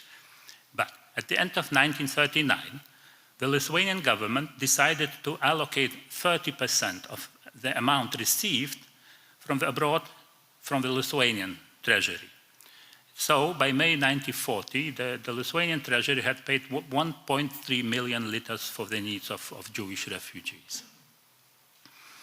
Although the Jewish refugees made a great effort to leave for Palestine, it was rather difficult for them to do so. Even after receiving permits to travel to Palestine, Jews did not have many opportunities to leave for the promised land, because the transit countries did not want to leave them pass through, didn't want to let them pass through. In addition, the quota set by the Great Britain for Jews from Lithuania was low, 200 persons.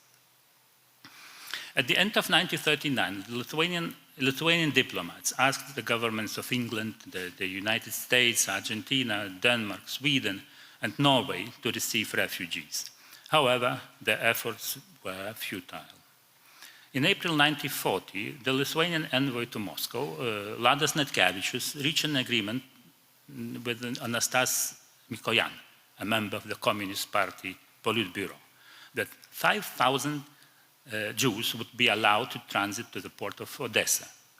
However, the agreement was blocked by the British consul in Kaunas on the basis of the white paper just published by his government, which severely limited Jewish immigration into Palestine. He also rejected the agreement reached with Italy by Ambassador Valdemaras Černieckis to use Italian ports for transit. Thus, due to the quotas and other difficulties, only a small number of refugees managed to leave Lithuania, and the number of refugees in Lithuania had not decreased significantly.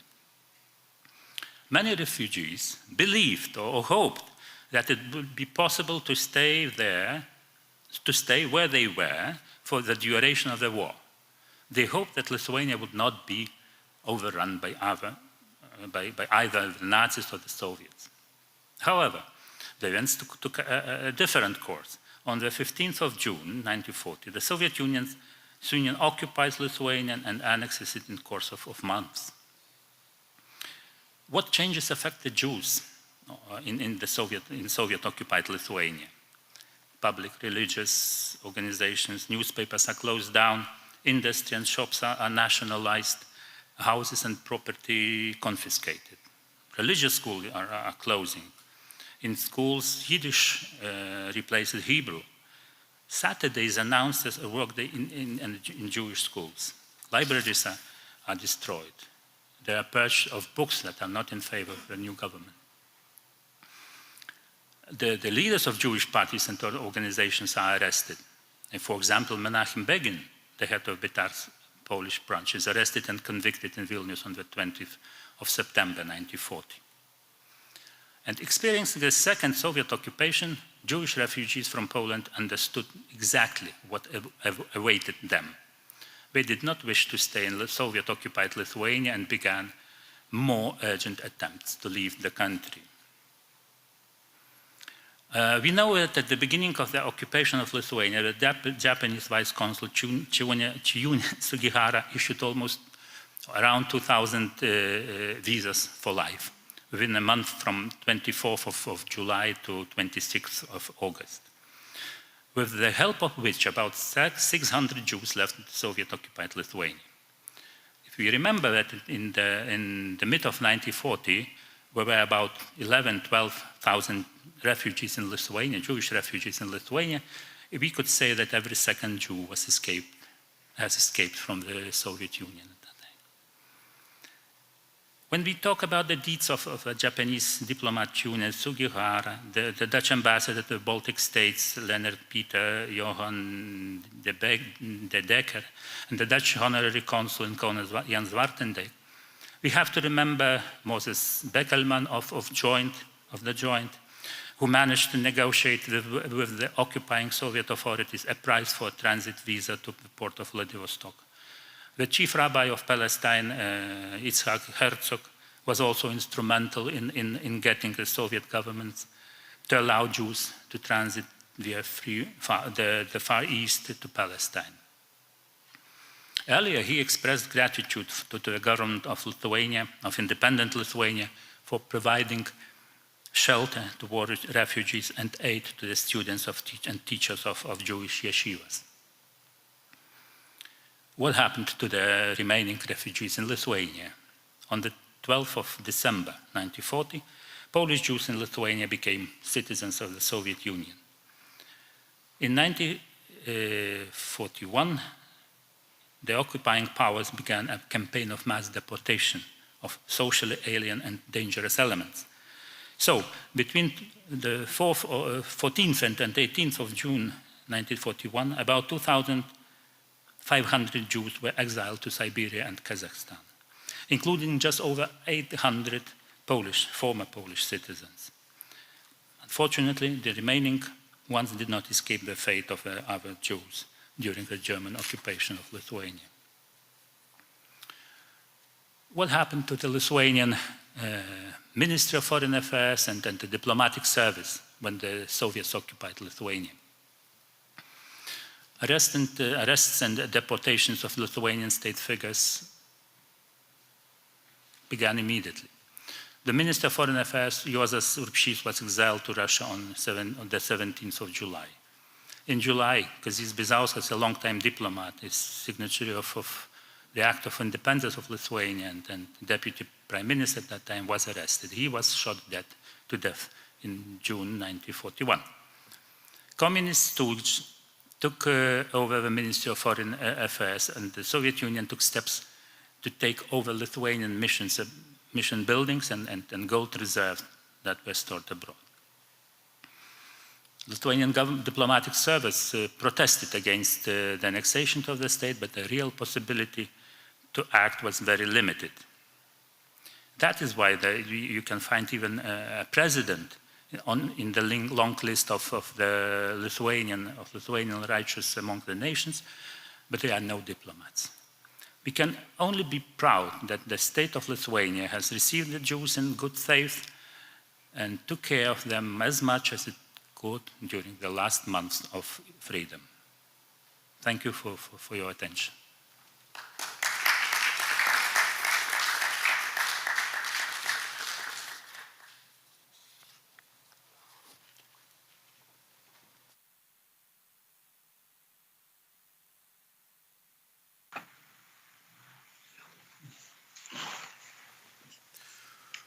Now I will ask to establish a video connection with Japan, please.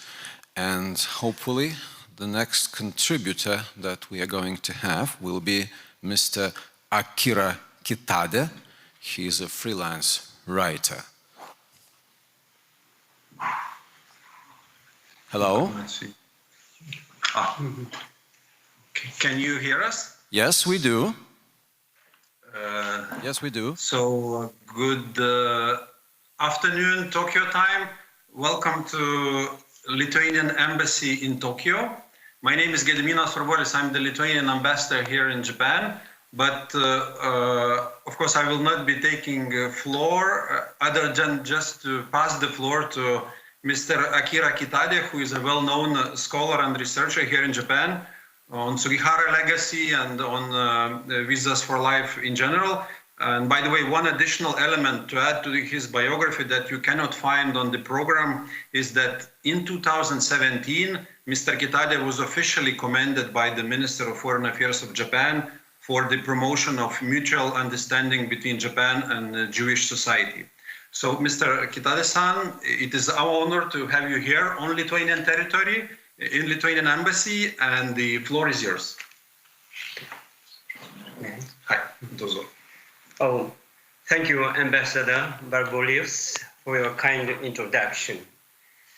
It's my great pleasure to be given a chance to speak on the occasion of the Year of Sugihara 2020.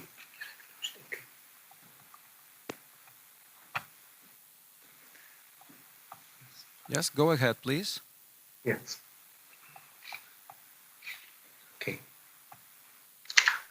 We'll have to establish our connection once again. May I continue? Yes. Okay. Prior to my presentation, please allow me to share this photo with you. I would like to send applause to Naomi Osaka, who appeared during the recent US Open to people all over the world how much important the human life is. Now, to begin with, let me explain why and how I became involved in research activities of Visas for Life. I'm not a specialist nor a scholar in this field.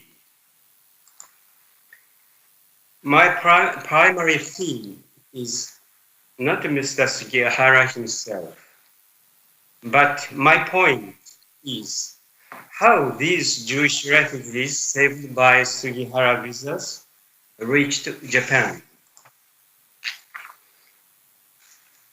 It all began when I saw this album, which used to belong to my former boss.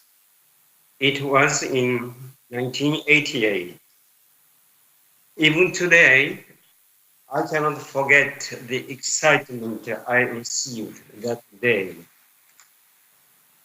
My boss was engaged in transporting the refugees from Vladivostok in Siberia to Tsuruga, a Japanese port city, on an old vessel called Amakusa Maru.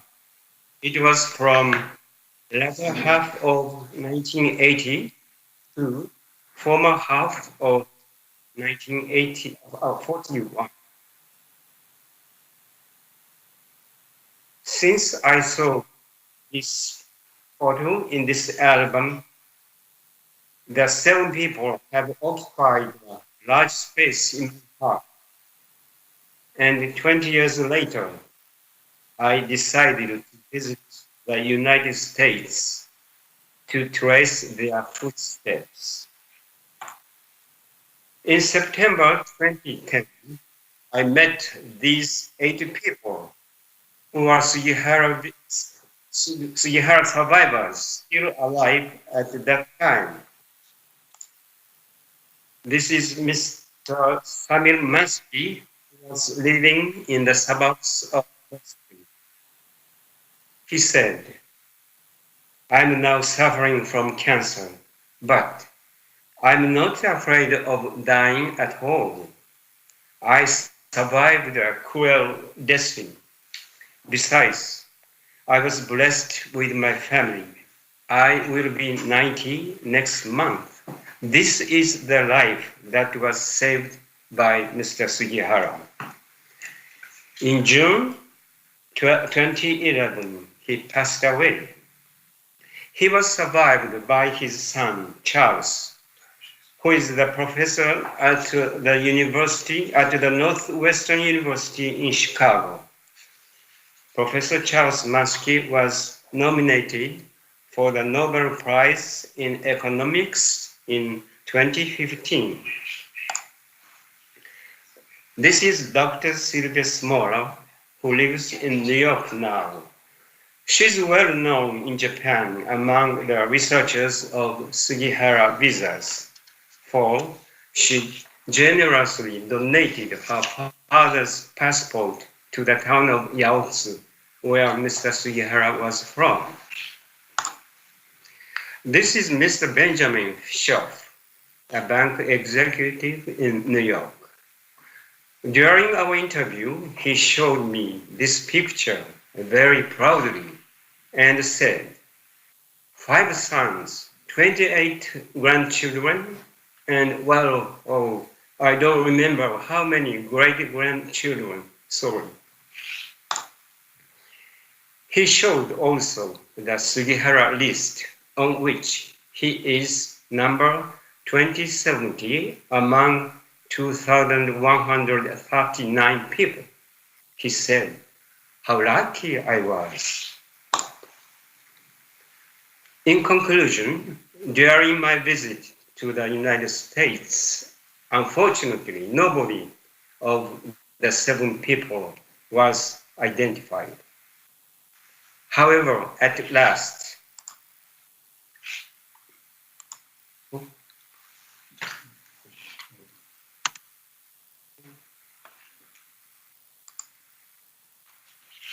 sorry, it doesn't move.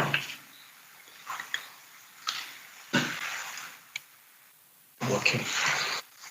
This woman was the first to be identified in April 2014.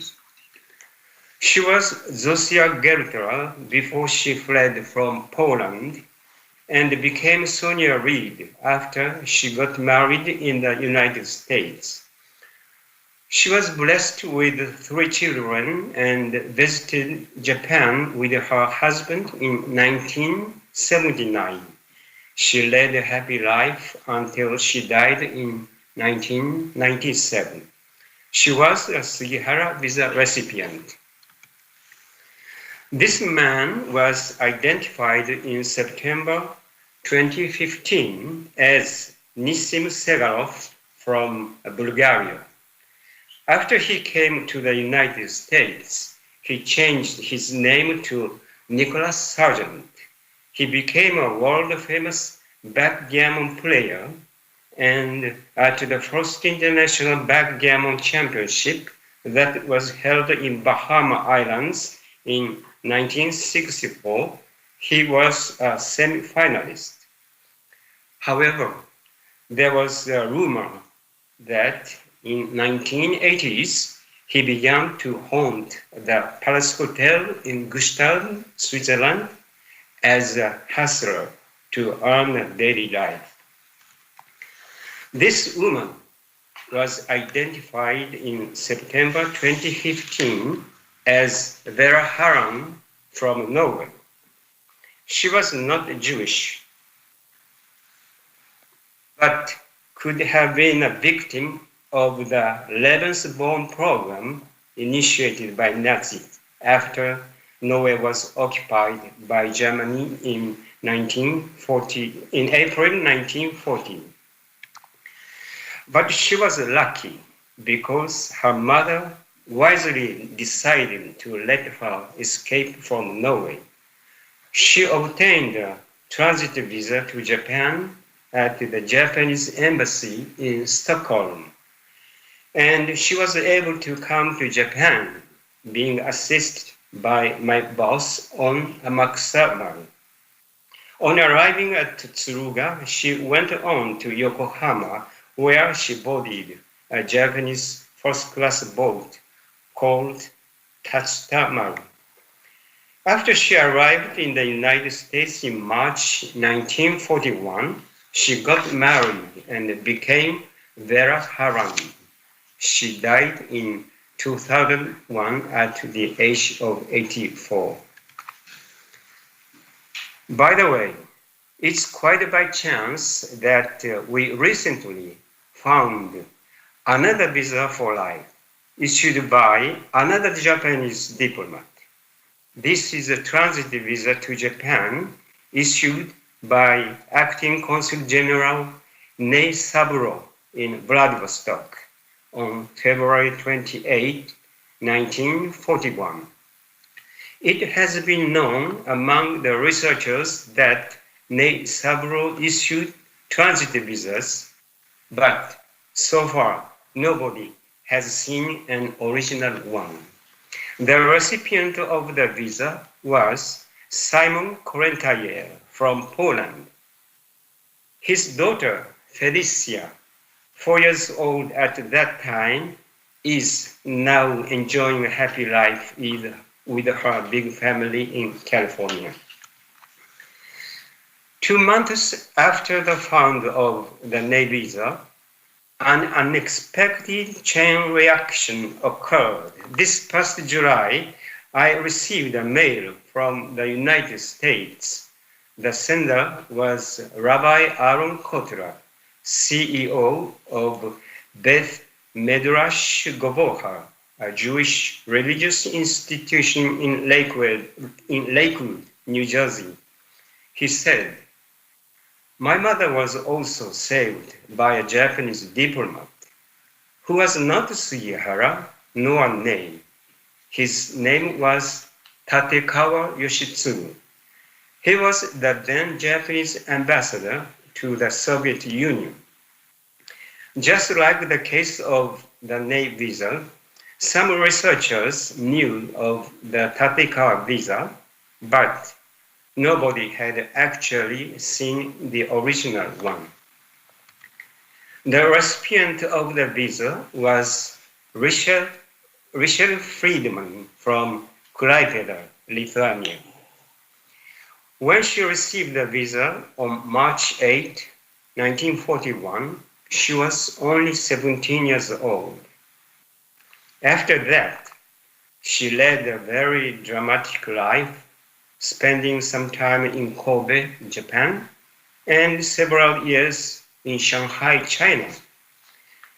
Finally, in 1947, she arrived in the United States, where she got married and became Richard Kotler. She devoted her life for the development of this Jewish religious institution in Lakewood with her son Aaron. She passed away in 2015 at the age of 92.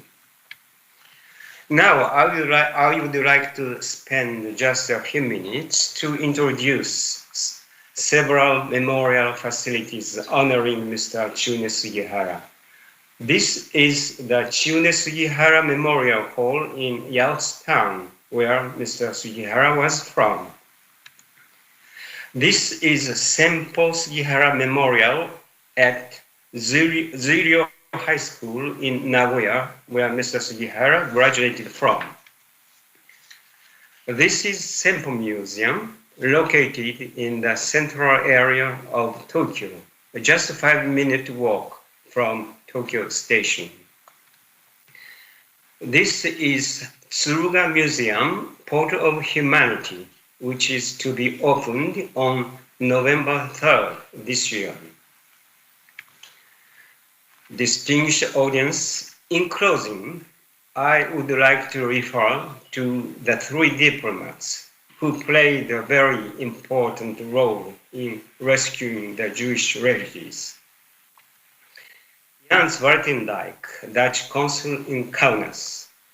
He issued the so-called Curaçao visas, which enabled Sugihara to issue Japanese transit visas.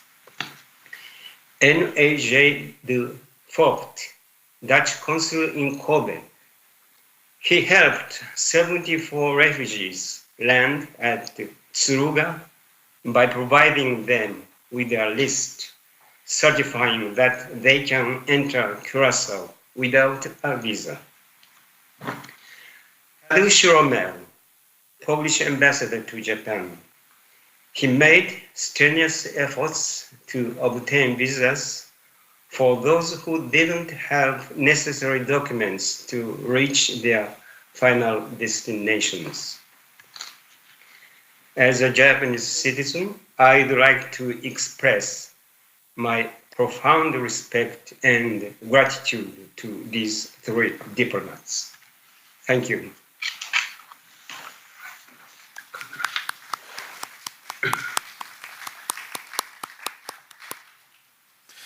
Thank you very much. Thank you, Mr. Akira Kitade from Japan. And I can already see our next contributor in Romania.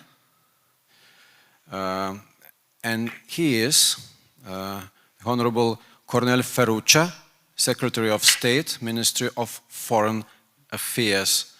And his contribution will be called Romanian Diplomats During the Holocaust, Protecting Lives Beyond Duty. Mr. Cornel, very warm welcome. The floor is yours. Thank you. Thank you very much, Mr. Moderator. Ladies and gentlemen, Excellencies, I'm very much privileged to address such a distinguished audience. And I join you from Bucharest in honoring Chiune Sugihara, a diplomat and role model for current and future generations of diplomats. I do commend indeed the Lithuanian authorities for the decision to dedicate this year to the memory of Chiune Sugihara. And I'm grateful to the organizers of this event, of course, for offering us the opportunity to honor him and others that have played a decisive role in saving thousands of lives. I don't know how many of you know, but Chiune Sugihara served in Bucharest from 1942 to 1944. And he is indeed a source of inspiration as one of the few diplomats that decided to act, sometimes against the instructions of their capitals, putting their careers and their lives in order to save other lives. It was risky for those diplomats to issue visas for Jews fleeing the Nazis. And at a time when the majority was a silent witness, and sometimes even an active participant to the horrors of Holocaust, diplomats like Chiune Sugihara, Raoul Wallenberg, Giorgio Jorge Perlasca, Dr. Aristide de Sousa Mendes, Karl Lutz, Selahattin Ulkumen, and others worked tirelessly to save Jews from extermination. Their superiors did not always welcome their efforts. I feel we have a responsibility to acknowledge their efforts and honor their memory. This very effort provides to all of us moral guidance and is also a constant reminder that we can always make a difference. I am both honored and humble in sharing with you some experiences in the Romanian diplomatic service during the Second World War. At a time when the Romanian Minister of Foreign Affairs was Mihai Antonescu, later on convicted for crimes against humanity because of the exact role he played in the Romanian Holocaust. So at that time, a few Romanian diplomats dared and succeeded in saving Jews from deportation to concentration camps.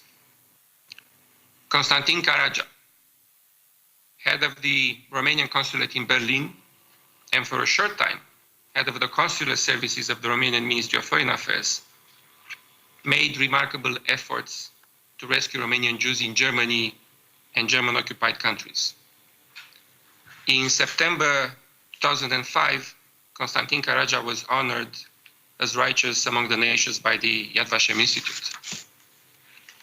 Another Romanian diplomat honored as righteous among the nations is Florian Manoliu, who, during his mandate as a commercial counselor at the Romanian embassy in Switzerland, worked with his friend George Mandel Mantello in order to save Jewish lives. Manoliu was able to take to the Jewish ghetto in Budapest about 1,000 passports of El Salvador and medicines.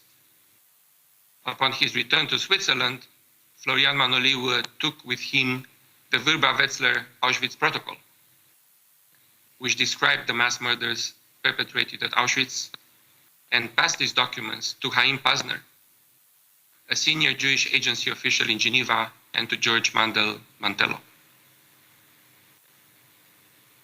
The righteous among the nations were a small minority during the Holocaust.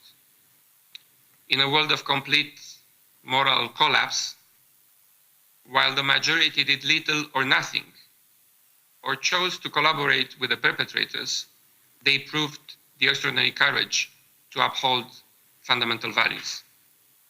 They offered both material aid and hope. In the words of Primo Levi, when describing his rescuers, they were living proof that, quote,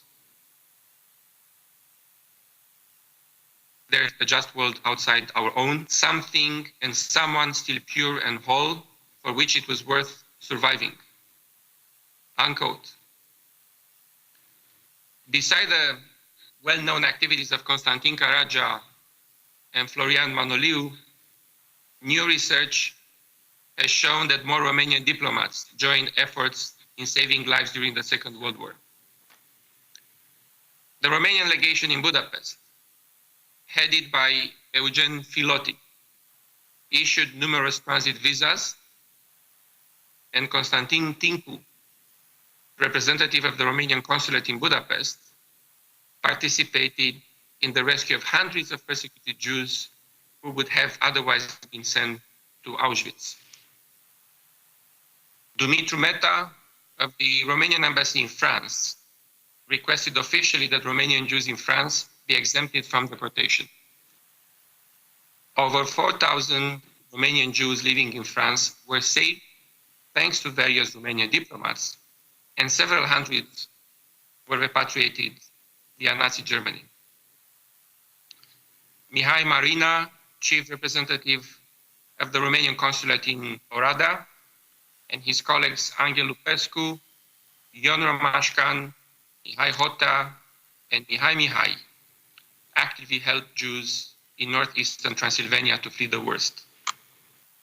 They would drive to ghettos, pick up Jews, and drive them across the border in the Romanian consulate's car. And sometimes they also assisted the rescued Jews with money. On the basis of a report received by Dr. Kupfet Mixa, of the Orada ghetto, as well as his own findings, Mihai Marina wrote a comprehensive report on what was happening to the Jews sent by train to Auschwitz. This report was handed to Vespasian Pella, the then Romanian ambassador in Switzerland, upon Pella's visit to Orada. Pella took afterwards the report to the International Red Cross in Vienna. And this report supported the mounting evidence on the fate of the Jews in the ghettos and in Auschwitz. And after the end of the Second World War, Vespasian Pella, who was also a renowned expert in international law, has contributed significantly to the drafting and adoption of the UN Convention on the Prevention and Punishment of the Crime of Genocide. And I think, Mr. Moderator, we can all find inspiration in these stories. Ladies and gentlemen, by echoing the deeds of diplomats from different countries that have understood that their ultimate duty is to save lives, we acknowledge their courage, their determination, and their legacy. Unfortunately, the anti-Semitism that has led to the tragedy of the Holocaust is raising its ugly face again.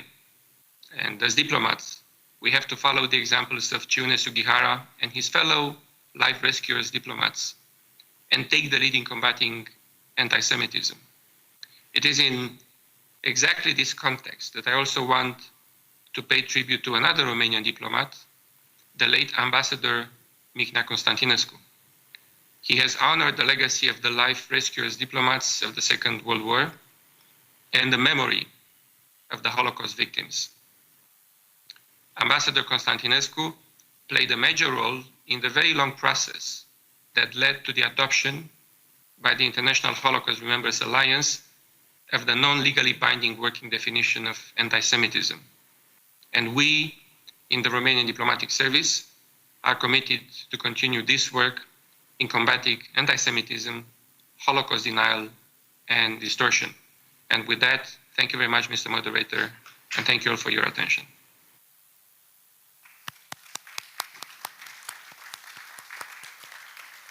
Thank you to our honorable speaker. That was His Excellency Cornel Ferucea, Secretary of State, Ministry of Foreign Affairs of Romania. And now on to our next contributor. And I will ask to establish our video connection now. And she will be Mihaela Kuchla, Special Representative for Relations with Jewish Organizations, issues relating to anti-Semitism, international Sinti and Roma affairs, and Holocaust remembrance. She is from Germany. Mrs. Mihaela, could you hear us? I saw her just a few moments ago, so I think the connection will be established in no time now.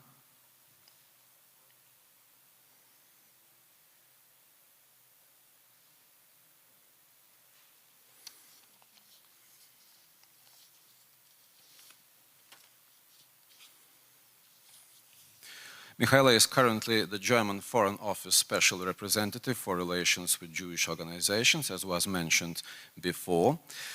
She works on issues such as building cooperation with international organizations and the European Union, cooperating with countries in the field of combating anti-Semitism and maintaining dialogue with Jewish organizations throughout Germany and the United States of America and Central and Eastern Europe, as well as funding projects on remembrance of the Holocaust and the genocide of the Sinti and Roma people. As current chair of the international... Do we have Mihaela online, or should we make a short... Oh, yes. Mrs. Mihaela, can you hear me?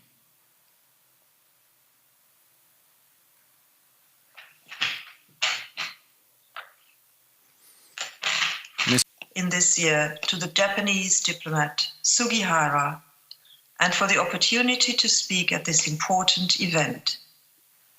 Lithuania is an esteemed member of the International Holocaust Remembrance Alliance, IRA. Every country has its own historical experience with the Holocaust. Lithuania feeds its experience into IHRA's work, and I'm grateful for that. Chiune Sugihara's story is part of that experience. It is often told as one of choice. He was, after all, faced with a choice, a difficult one, but a choice, nevertheless, of whether to follow the orders of his government or to follow his conscience. Thankfully, he chose the latter. But it is also a story of cooperation, because Sugihara did not do this alone. His wife, Yukiko, counseled him through what was likely the toughest decision in his life. The Dutch businessman and diplomat Jan Zwartendijk provided the documents needed to travel to the island of Curaçao. Sugihara's act of undeniable consequence was also undeniably a product of cooperation.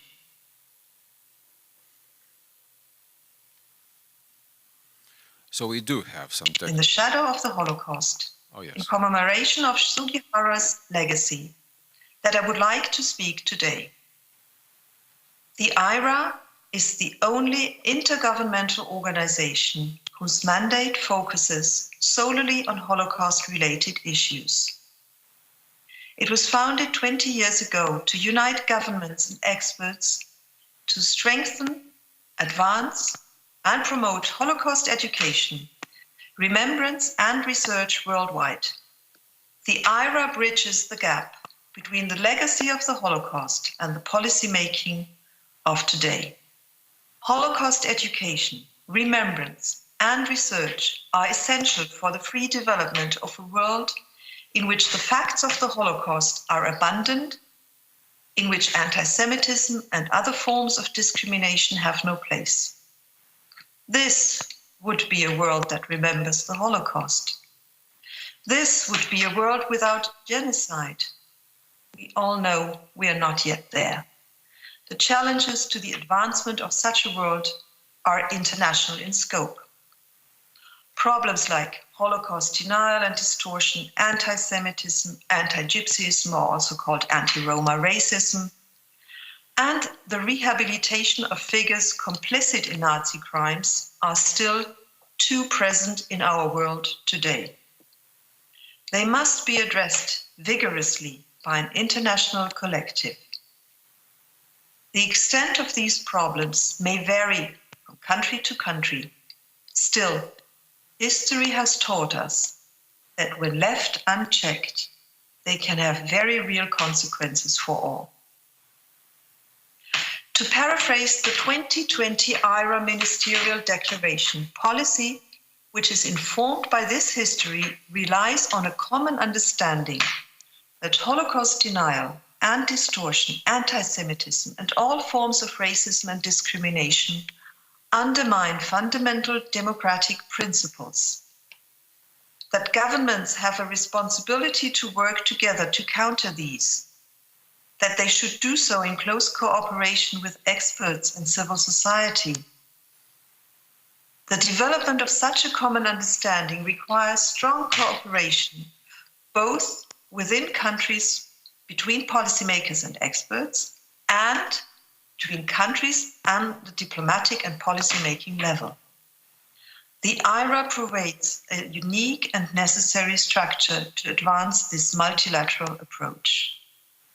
By uniting experts and policymakers from all over the world, the IHRA encourages communication, providing an opportunity for the development of common understanding around key Holocaust-related issues of contemporary political importance.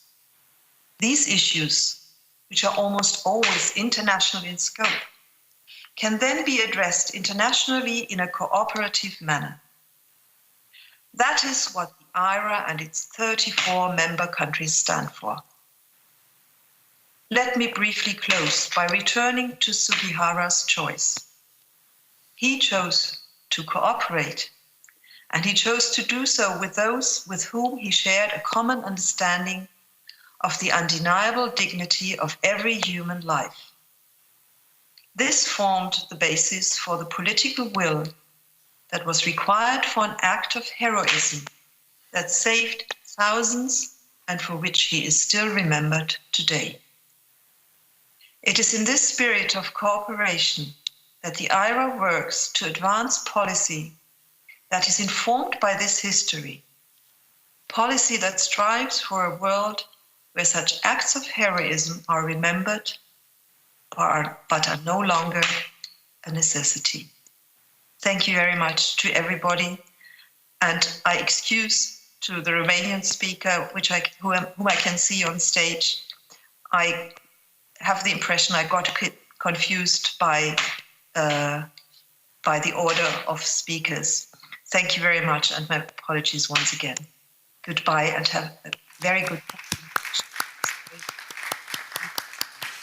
Vielen Dank für Michaela Küchler, German Foreign Office Special Representative, and I believe our next contributor will be Mr. Jonathan Schreier, and he is a Deputy Chief of Mission, United States Embassy, Jerusalem, and he will be connecting us, I believe, from United States now.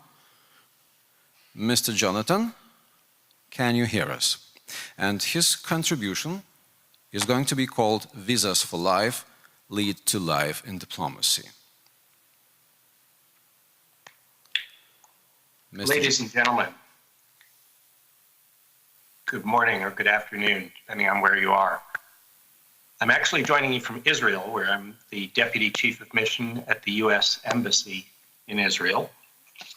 And I'm joining you, I'm really proud to join you as a diplomat at this conference, which is convened to honor the heroism and humanity and compassion of two diplomats of my grandparents' generation, one a professional diplomat and the other an amateur. But thanks to their efforts, my father, his parents, and his paternal grandmother escaped the Holocaust and ultimately settled in the United States, where I was born and raised, ultimately to join the United States Foreign Service and become a diplomat myself. I've served the United States government for more than 30 years now, half of those years overseas. But I stand before you virtually, representing not my government, but myself and my family, and by extension, those who escaped from the Holocaust in Europe. And I want to mention that the Jewish people faced many terrifying crises in the course of Jewish history. One of those is recorded in the Bible when the Jews in Egypt fled and came to the shores of the Red Sea. And as the Bible recounts, a miracle happened whereby the Red Sea parted and the Jews were able to escape across the now dry shore of the Red Sea. That story is recounted in the Jewish Passover Seder ceremonial meal. The ceremony is to recount that history. But in my household, I started a new tradition, which was to make clear that miracles today can happen through the acts of good-willed people.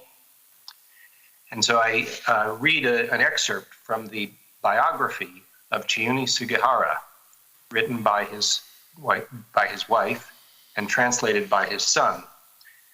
And in that scene, the family, the Sugihara family, is looking out the window of the consulate, which is also their residence in Kaunas, and looking down on the street below where Jewish refugees, mostly from Poland, were gathered outside the gates of the consulate. And one of the Sugihara children, Hiroki, who was then about 5 years old, looked.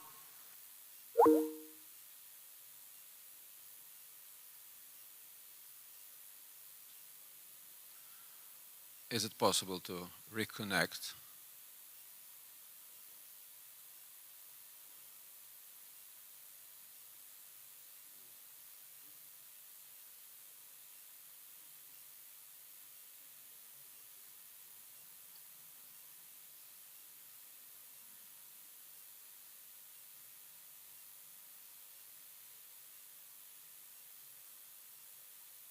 by all means, after this contribution, we will make a short pause of several minutes to reload our computers, and hopefully we will have the rest of the contributions in the right order and in possibly acceptable quality. But my next question will be to our engineers now. Should we reconnect or should we make a short break right now? We will make a short break, and I will thank Jonathan Schreier, though we haven't heard the end of his contribution. Nevertheless, many thanks for the participation and for his time. He's the Deputy Chief of Mission, and he was apparently talking to us from Israel, Jerusalem. A few minutes break, and we'll be back with next contribution.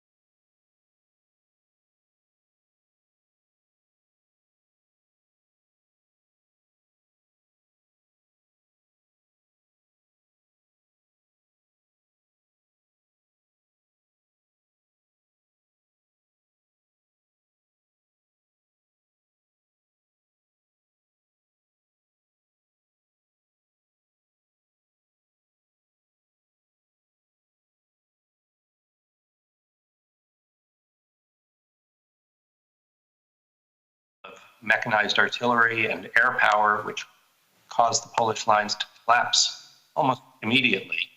My father had no unit to return. My grandfather had no unit to return to, and so he took his family and fled the station spot they were in during a brief leave that he had from his unit, and moved to Warsaw, Poland, where they hoped to wait out. They hoped going to be just a brief skirmish. But as it became clear that the German army was continuing to advance, they tried to flee south to Romania. When that didn't work, they headed northeast to first Vilnius, and then when it became clear that they needed access to the diplomats who were resident in Kaunas, they moved to Kaunas. And that's where we pick up the Sugihara story. Some of the speakers have pointed out, really is the Sugihara and Spartandijk story. Because really what ended up happening was it took the work of multiple diplomats to help out the refugees who were passing through. So my grandfather first sought out the help of a friend of the family who was working at the Swedish embassy in Kaunas. he gave them safe conduct passes. He also put them in touch with the wives of Polish airmen, Polish flyers, who had been recruited by the Royal Air Force of the United Kingdom. And they were going to help the Royal Air Force expand its corps of airmen. And these wives needed to go join their husbands in the United Kingdom. So my grandfather and his family were put with these wives to travel as a group, but they needed a way to get out. And so for people whose passports from Poland were in danger of losing their validity as Poland came under first German occupation from the west and then Soviet occupation from the east, they sought out the help by referral from the Swedish embassy of Jan Zwartendijk, the Dutch consul, and of Chiune Sugihara, the Japanese consul. And Zwartendijk was issuing stamps, initially handwritten, later stamps that said, essentially, no visa is required to travel to the Dutch colonies of Suriname and Curaçao in the New World. And these destination visas were necessary to then go to Chiune Sugihara at the Japanese consulate to secure transit visas.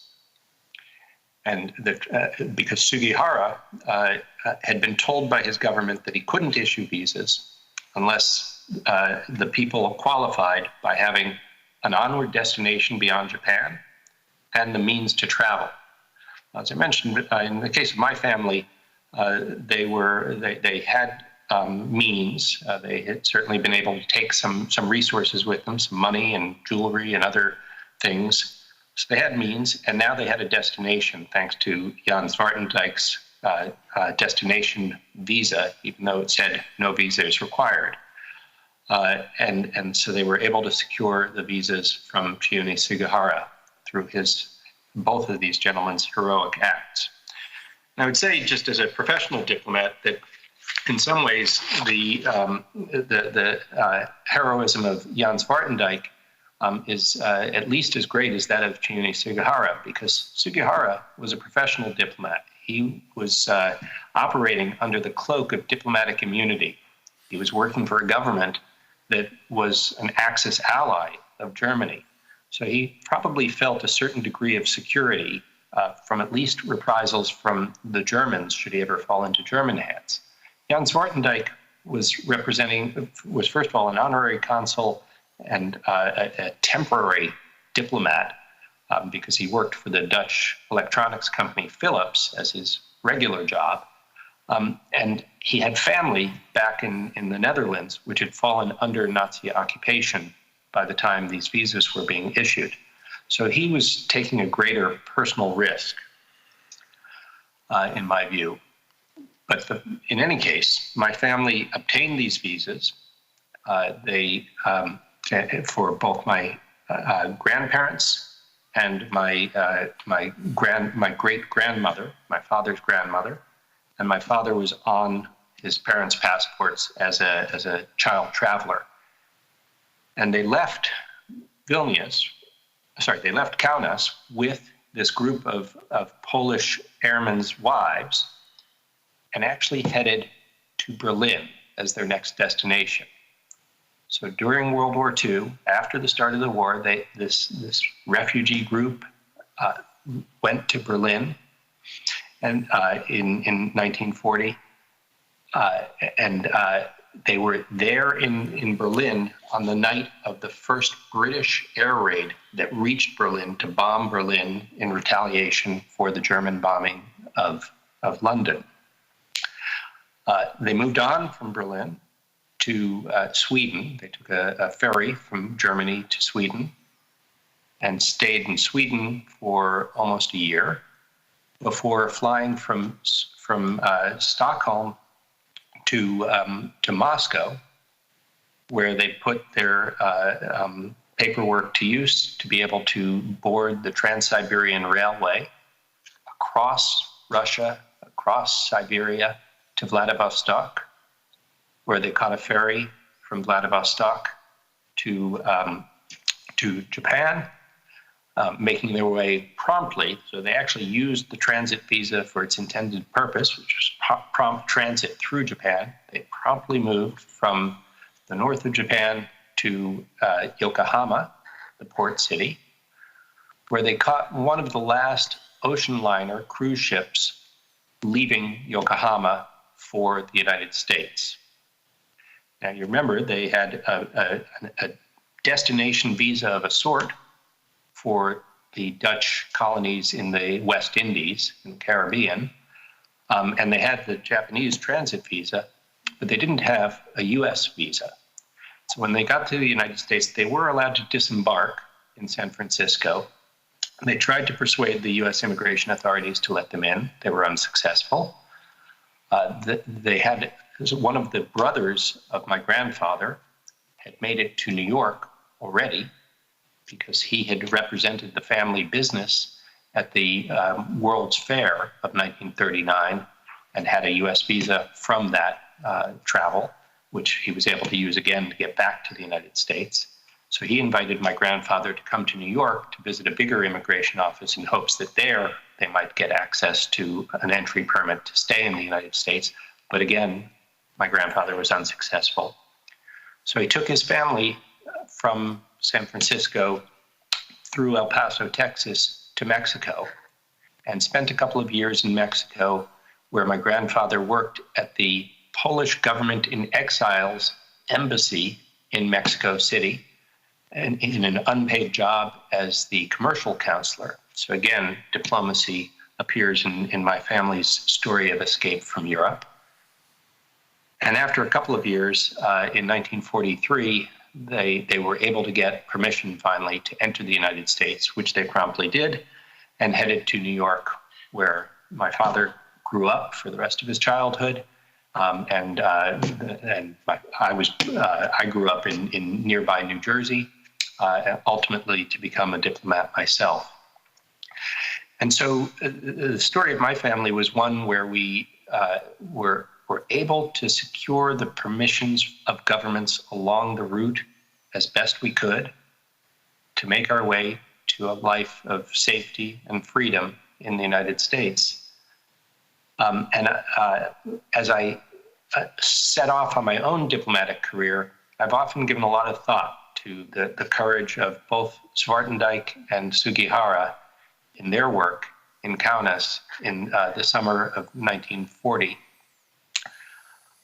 Because I've also had to issue visas. It's not been my primary role as a diplomat, but I've had to do that. And it's some of the most important work that we do, because we have the power of life and death, and of insecurity and safety, and of oppression and freedom. We have the power to give people the pathway to safety. And so I feel a special bond to these two heroes of my own family history who created a modern miracle in 1940. And with that, I thank you for your attention, and I appreciate this conference.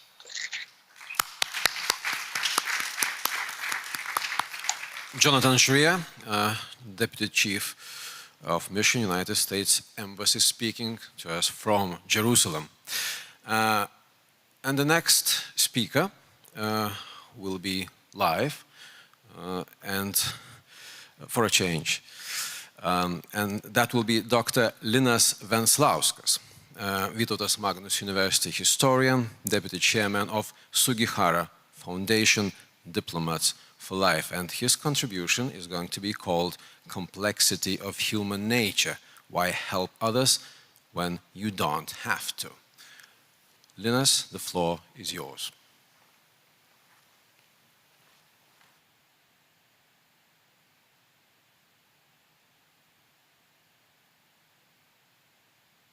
Now you will see my true face. Good afternoon, distinguished guests, Your Excellency Rector, ambassadors. Thank you for giving the floor for me. I have already an impression from this half of a day spent here, so my remark would be Don't be misled, Sugihara was not issuing visas levitating somewhere in the air. Japanese consulate on Vaižganto Street 30 is operating as Sugihara, not Memorial Sugihara House or Sugihara Museum, which is supported by Sugihara Diplomats for Life Foundation. It's just 20 minutes walk, so in the afternoon enjoy and visit the historical place, which is very nearby. And now let me read what I have written while preparing. So let me start my presentation from reference to a very interesting and wise source, a film by Monty Python called The Life of Brian. Please think about the scene where Brian is in the morning speaking to the crowd, and he is shouting, "You are all individuals," and the crowd commonly replies, "Yes, we are all individuals." Brian goes on, "You are all different," and crowd repeats, "Yes, we are all different." And just a single voice says, "I am not." From this very point, complexity starts. The dream and promise of modernity is built on a person, single individual, when he or she is the alpha and omega. When laws, decrees, structures and institutions should function for the well-being of individual, to protect him or her, to guarantee dignity. But somehow, quite often, it goes not so smoothly. As the historian dealing with important but simultaneously hard problematics, anti-Semitism, World War II refugees in the region, changing occupations from Soviet to Nazi, then Soviet again, Holocaust, more and more I am using the term paradoxical thinking, which helps me to understand things that usually couldn't be hardly understandable. Of course, in the event commemorating Sugihara year, we are thinking about righteous among the nations, or more generally, the rescuers. Why some decided to say and act in a "I am not different" way, which means to choose uncomfortable, dangerous, sometimes deadly positions, identifying oneself with the cast-offs, rejected, doomed. So at this point, paradoxical thinking would ask, why? Why to leave comfort zone when you are not directly affected? More than that, normal, in quotation marks, life would back up your non-active position by giving some arguments. This is the times we're living in, this is the price we have to pay, etc. If you were a system person, like Sugihara was till summer of 1940, he was in service of Japanese Ministry of Foreign Affairs for already a dozen of years, you could easily hide yourself behind your state's regulations and instructions. Interior problems resulting to exterior regulations, quota systems for the immigrants, etc. Here again, paradoxical thinking would add. Closing the borders, restricting migration, etc. was not a Japanese government decision. Speaking about increasing European Jewry migration because of Nazi policies, primarily in Germany and later Austria, we should speak about worldwide reply, which essence is accumulated in Evian Conference decisions in 1938, to make Jewish migration even more restricted and controlled. And one more paradox here as well. Some high-ranking Japanese military and civil officials would elaborate plans to create Jewish settlement in Japan, to develop worldwide power having influential ally, the Jews. Sugihara had contacts with these people who shared anti-Semitic views, core falsifications such as the Protocols of Elders of Zion took for granted, but on the contrary than Western anti-Semites considered Jews not to be a threat, but powerful ally. There is a study by Rabbi Marvin Tokarev, the Fugu Plan, and some other researchers which elaborated this plan. Might that be an inspiration for Sugihara? And the snap reply would be no. One should not forget that here, that we are dealing with complexity, small but important details, puzzles, which again at the normal, in quotation marks, time, by the people would be accepted as a hobby, some leisure activities, mind training. Usually, we would like to have clear and simple answers, well-ordered and predictable world, based on some rationality and logics. At Sugihara Diplomats for Life Foundation, we keep repeating, primarily with the voice of Professor Egidius Alexandravičius, one of the founders of the foundation, it is about timing. Another phrase I am more and more using is post-Holocaust thinking. This post-Holocaust thinking would tell Jews escaping Europe during World War II were escaping Holocaust, since we know this still incomprehensible result of Nazis and local collaborators' atrocities. But here we should remember that, for example, over 17,000 European Jews settled in Shanghai were escaping Nazis, but not the Holocaust, a systematic mass murdering of the Jews. And as I just a few lines above said, these refugees were not welcomed and accepted. Primarily, that's why they have chosen Shanghai as the place not affected by Evian conference decisions. Simply ordered papers, visas were not required there. Brilliant study on this issue is done by another researcher, David Kranzler.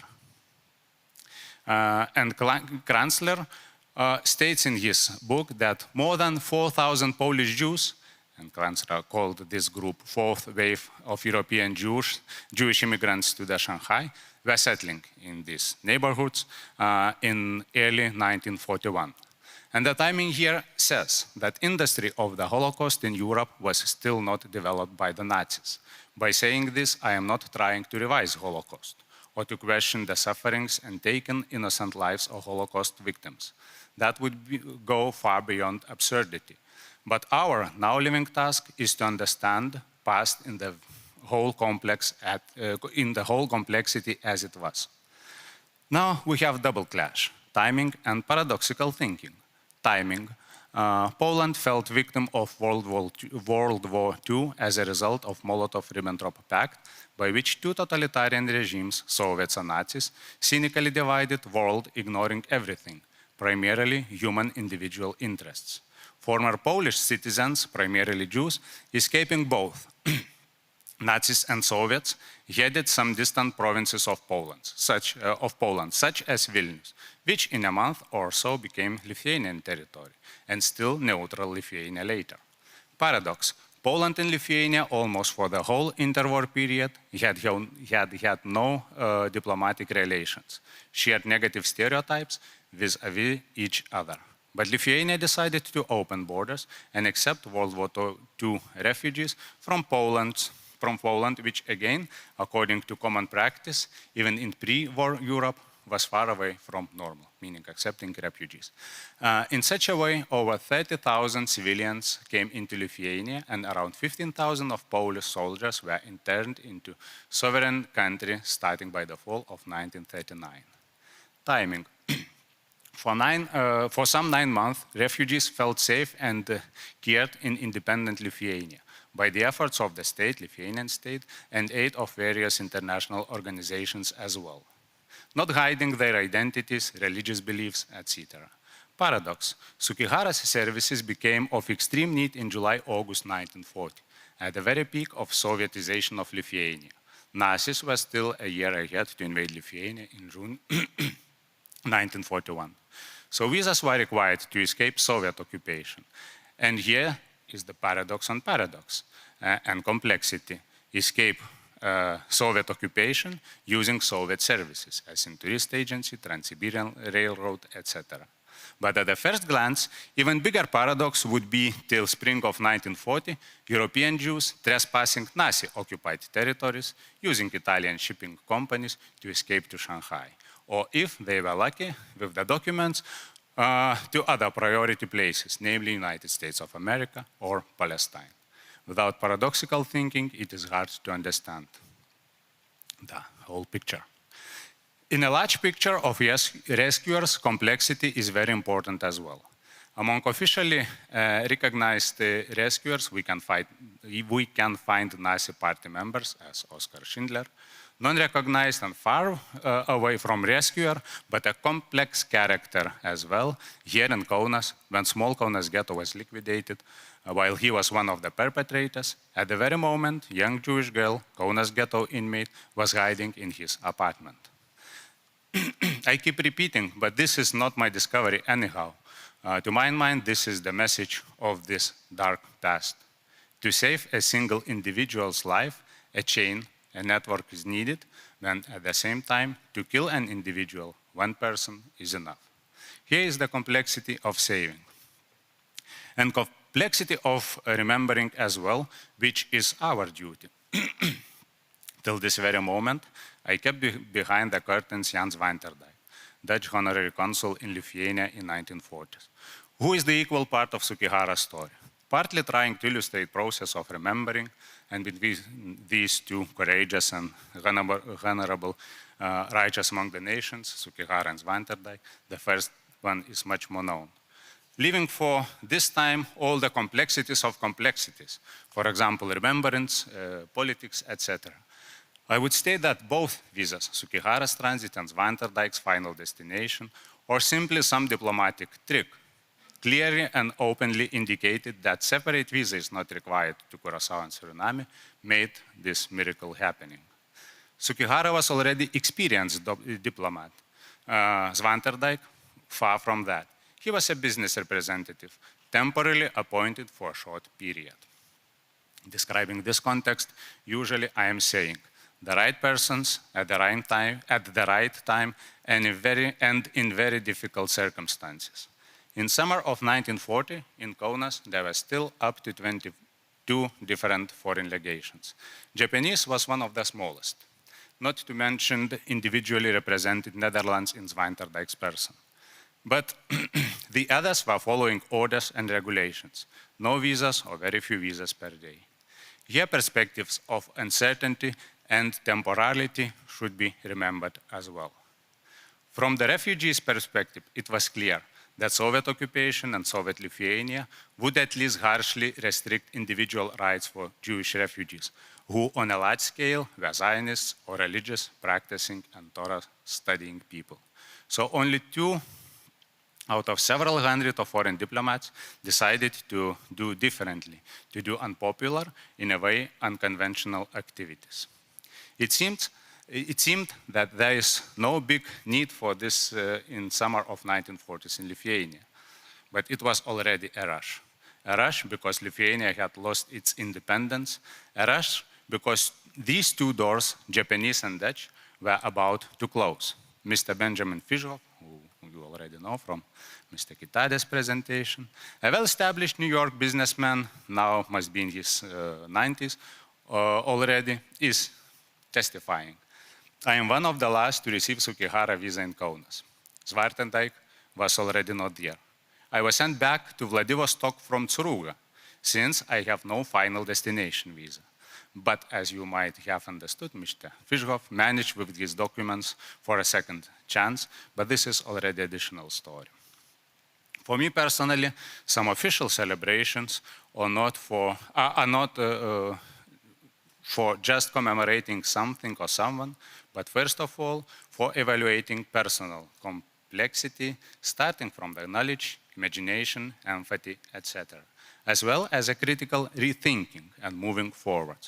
This time, I am lucky just to remind some names and stories which have a live memory and descendants to speak. But even in this situation, complexity of remembering and telling the story exists. Not to mention the challenge of understanding the complexity of human nature and motives, why to rescue people.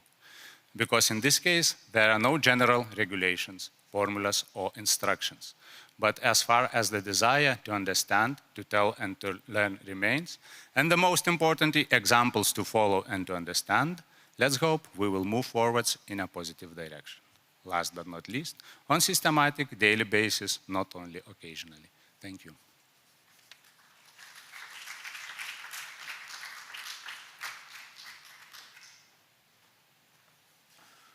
Dr. Linas Venslauskas, Vytautas Magnus University historian here.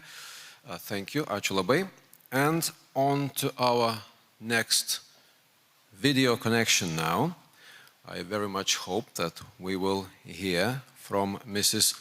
Ulrika Sundberg, and she is an ambassador and special envoy to Organization of Islamic Cooperation and for Intercultural and Interreligious Dialogue, and she is from Sweden, and her contribution is going to be called Raoul Wallenberg, the importance of civic courage.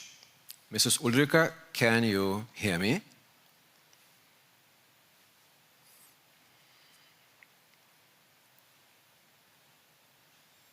Yes, we'll be waiting for the connection to be established.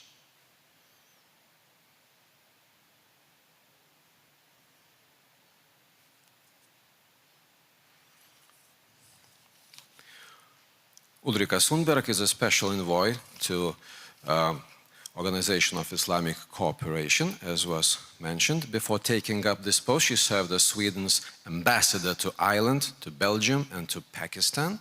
Also, she was ambassador and senior political advisor to the Commissioner for Human Rights of the Council of Europe, as well as head of the Swedish diplomatic mission in Khartoum, Sudan, and previous postings include also deputy head of mission at the Swedish delegation to the United Nations and international organizations in Geneva, working with United Nations issues and reforms at the Ministry of the Foreign Affairs. Also, at the permanent mission of Sweden to the United Nations in New York, she also worked as consul and legal advisor at the Swedish Consulate General in New York and the Swedish Embassy in Lima, La Paz, Peru and Bolivia, and she holds a Master in Law from the University of Stockholm. So she is specialized in international law, human rights, and conflict of laws. And she is currently Vice President of the Syracuse Institute for Criminal Justice and Human Rights. Mrs. Ulrika, can you hear me?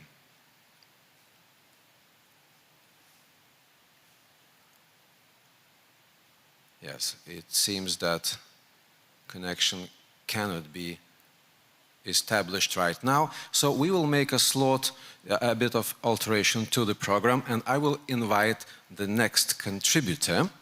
And that will be Mr. Jacek Chodorowicz, and he is plenipotentiary to the Ministry of Foreign Affairs for the contacts with the Jewish diaspora. Szanowny Panie, serdecznie zapraszam.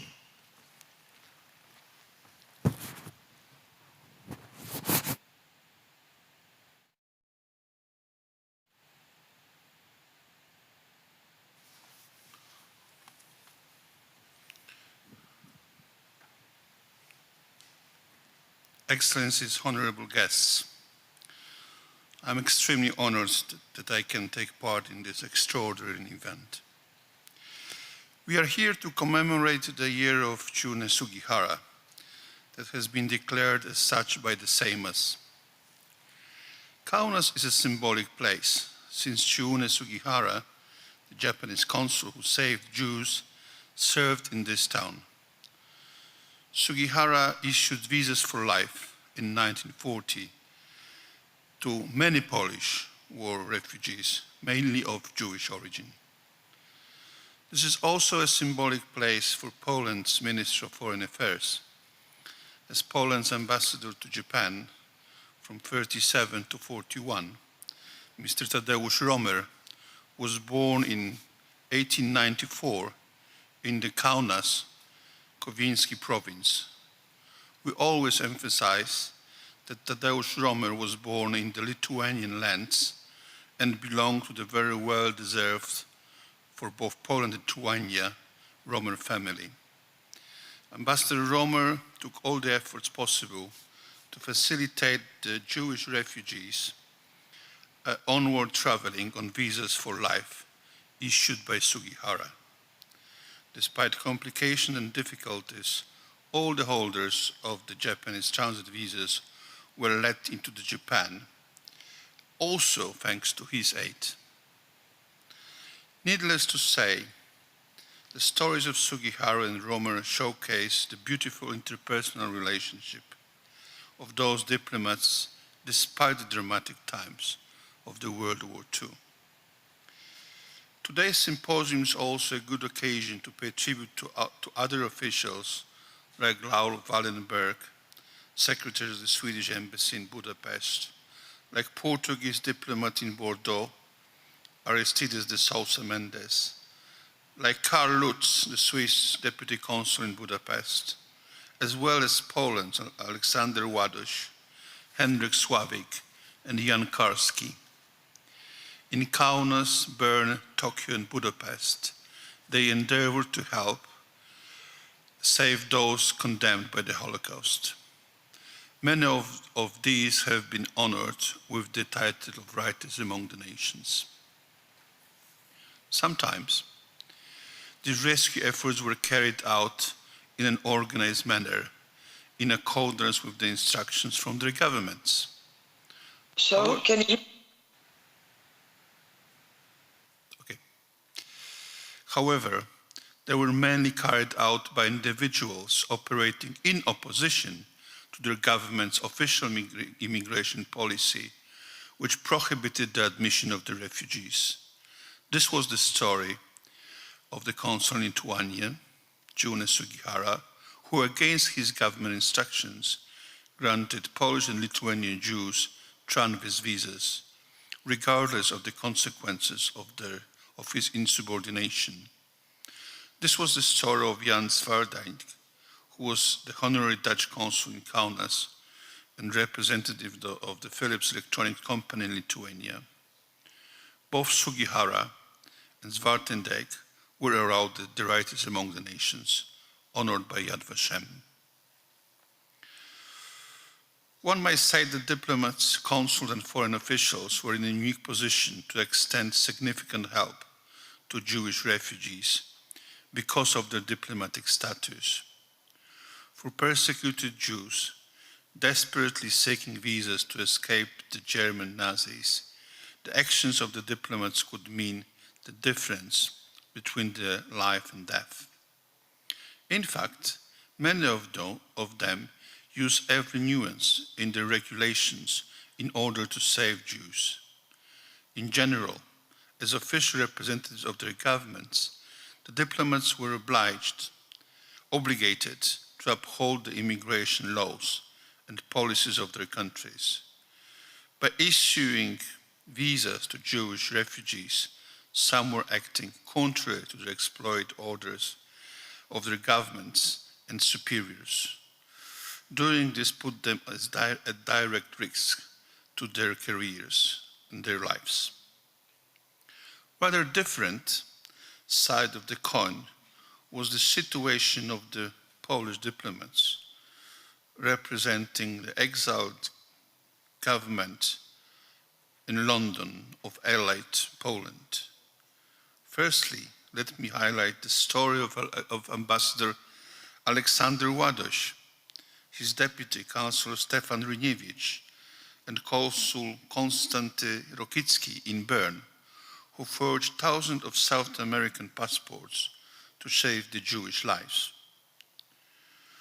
When the Polish government in exile learned what was going on in Bern, it immediately applauded the illegal forgery operations motivated by purely humanitarian reasons. The government then requested that such passport be issued to dozens of, if not hundreds, of individuals, Jewish activists, and religious leaders. The government also partially covered the costs of the operation and secured the recognition of the passports by the Paraguay and other states. The government in exile, based in London, took control of the entire property of the Polish states abroad, including the network of their diplomatic missions. In the continental part of the Western Europe, the Polish government in exile was represented by delegations in Switzerland, Portugal, Spain, and Sweden. This is because other countries either came under the German occupation or under the pressure of the Germans and closed the Polish diplomatic missions. Coming to the point, Aleksander Ładoś and his diplomats, who broke Swiss law, were supported by their superiors in London. Ładoś was the head of the only diplomatic mission in Bern, which took the risk of falsifying the documents for the Jews. That was also the case with the Jan Karski, who acted as an emissary between the Polish underground and the government in exile, and was one of the first to deliver eyewitness accounts of the Holocaust to Allied leaders like President Franklin Roosevelt in the hope of spurring rescue. Poles were also active in Budapest. After the Germans invaded Poland in September 1939, more than 100,000 Polish soldiers and civilians sought refuge in Hungary. Head of the Committee for the Protection of Polish Refugees was Henryk Sławik, a delegate of the Minister of Labor and Social Welfare of the Polish government in exile. Working together with the Joseph Antal, an employee of the Hungarian Ministry of Internal Affairs, he issued documents which allowed Polish Jews to avoid death. According to the Yad Vashem Institute, he saved around 5,000 people. A significant number of these were children. They found refuge in an orphanage established by Sławik in Vach.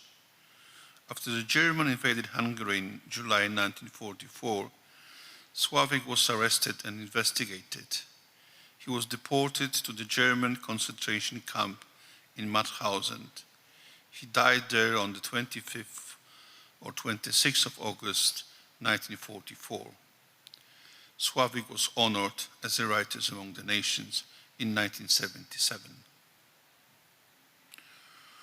What is of particular importance today, we have yet another great opportunity today to learn about the Tadeusz Romer.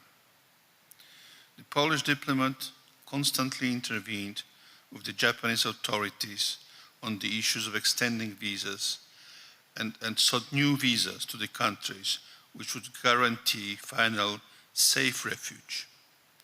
When in autumn 1941, under the pressure from the Third Reich, the Polish diplomatic mission in Tokyo was closed, those under Tadeusz Romer care were sent to Shanghai. There also, Ambassador Romer looked after Polish citizens, and even before returning to Europe in August 1942, Romer managed to establish a Union of Poles in China that was priceless for the refugees. By the way, that later Romer has become a Polish government in London envoy to Moscow, and after the breaking of the relations between Soviet Union and the government in London, he became a Minister of Foreign Affairs. Honorable guests, thanks to the heroism and sacrifice of diplomats like Chiune Sugihara and Tadeusz Romer and Jan van Diedig, we can cherish the work of Polish Jews who survived. Let me mention one, Mr. Marcel Weyland, born in Łódź, Poland, was fortunate to receive a visa from the Japanese consul. From Kaunas, he went through the Soviet Union to Japan before being interned for the rest of the World War II by the Japanese in Shanghai. There he received help from Ambassador Tadeusz Romer. Weyland family settled finally in Sydney, Australia in 1946. He became a well-known architect there.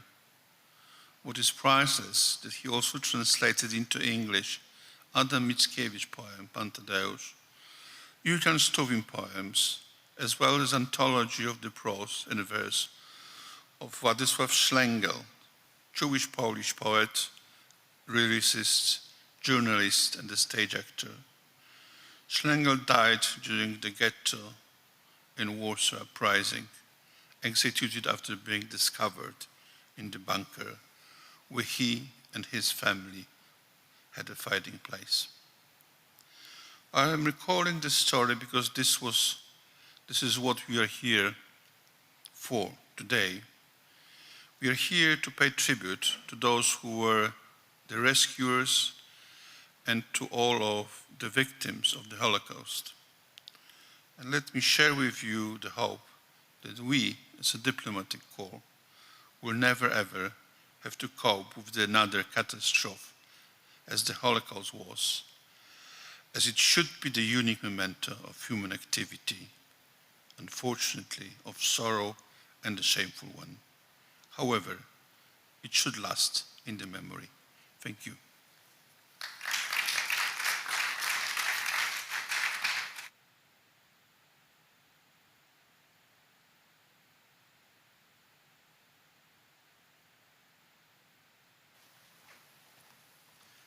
Mr. Jacek Chodorowicz, dziękuję bardzo. Ačiū labai, plenipotentiary to the Minister of Foreign Affairs for the contacts with Jewish diaspora from Poland. And now we will try to establish our connection with Ulrika Sundberg. Ulrika, can you hear me? Absolutely, I hear you. Yes, so go ahead, please. Varmt välkommen. Thank you so much. And I'm really sorry for not being able to join you physically today, but as you know, we are still affected by a pandemic, and certain of us are not allowed to travel yet. But I'm very happy to participate through this media, and it also shows the innovation capacity of us human beings. Ladies and gentlemen, and honorable ministers and dear colleagues, I'm very honored to participate today in paying tribute to the Japanese diplomat Chiune Sugihara. This year, 2020, is his year, the Chiune Sugihara year in Lithuania. And we are gathered to honor and pay tribute to him, a Japanese diplomat whose disobedience and humanitarian acts helped save the lives of thousands of Jews during the Second World War. As we have heard through several speakers, Mr. Sugihara served as a vice consul for the Japanese Empire in Kaunas, Lithuania in 1940.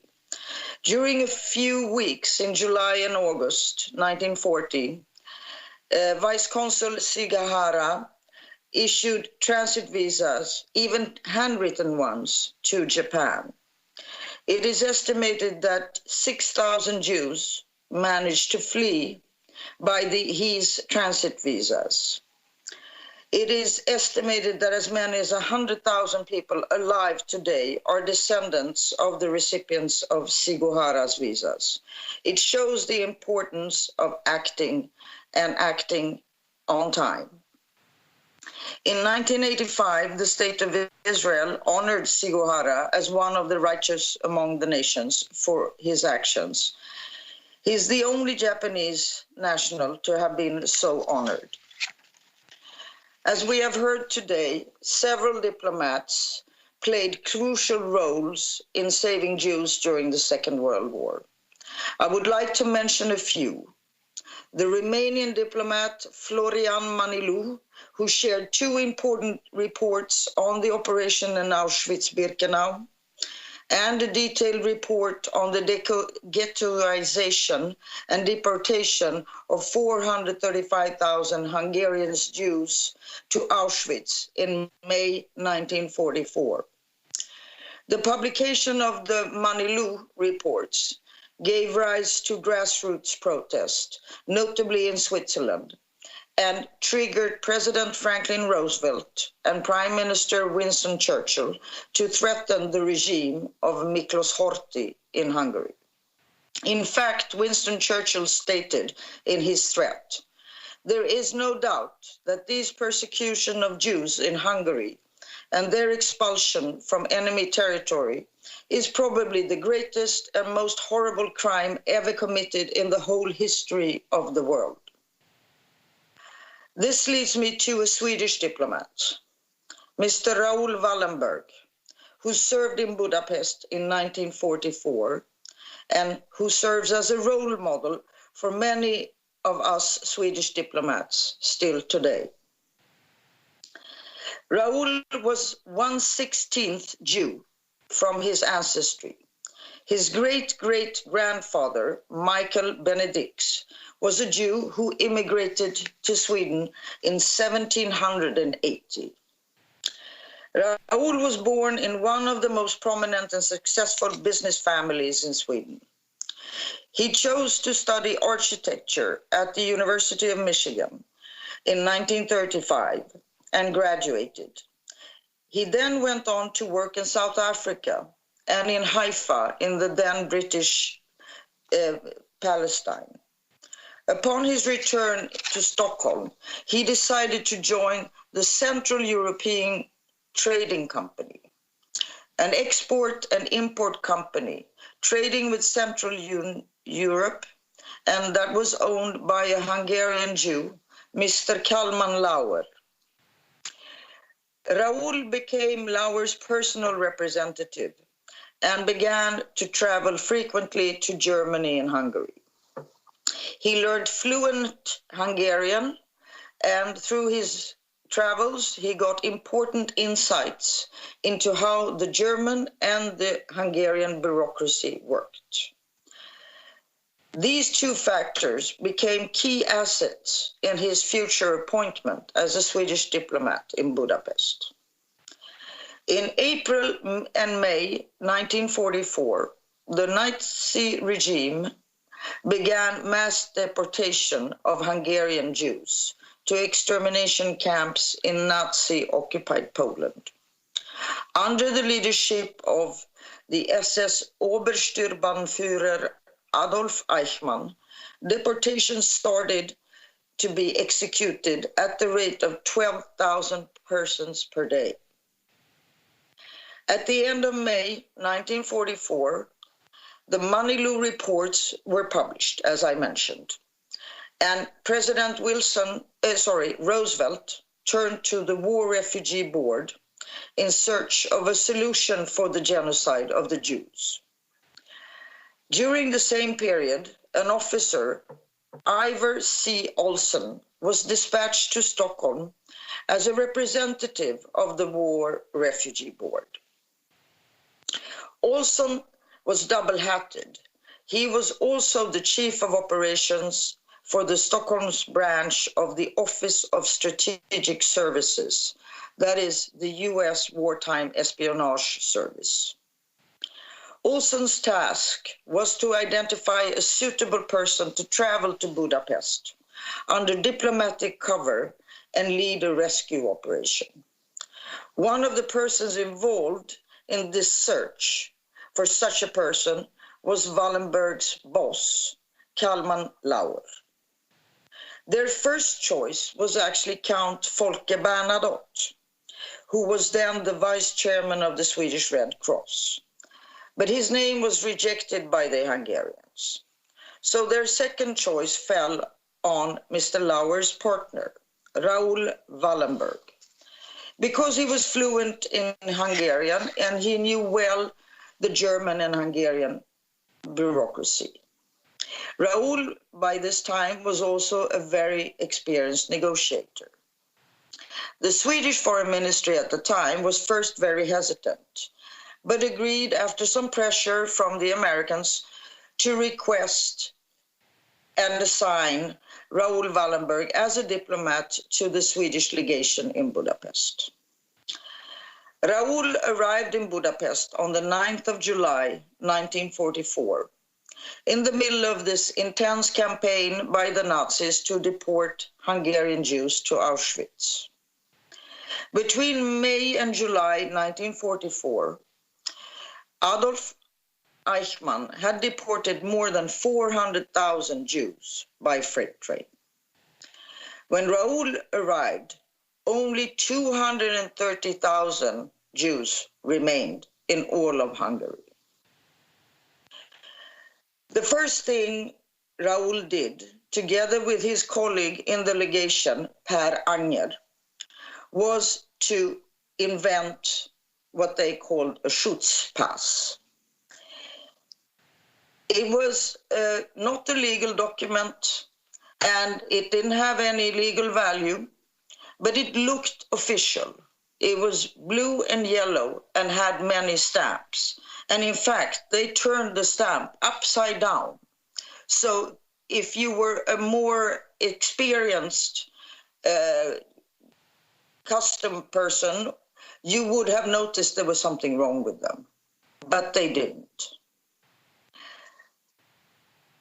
Raoul started issuing this Schutzpass, what we call now a protective passport, which identified the bearer as a Swedish subject, awaiting repatriation, and thus preventing his or her deportation.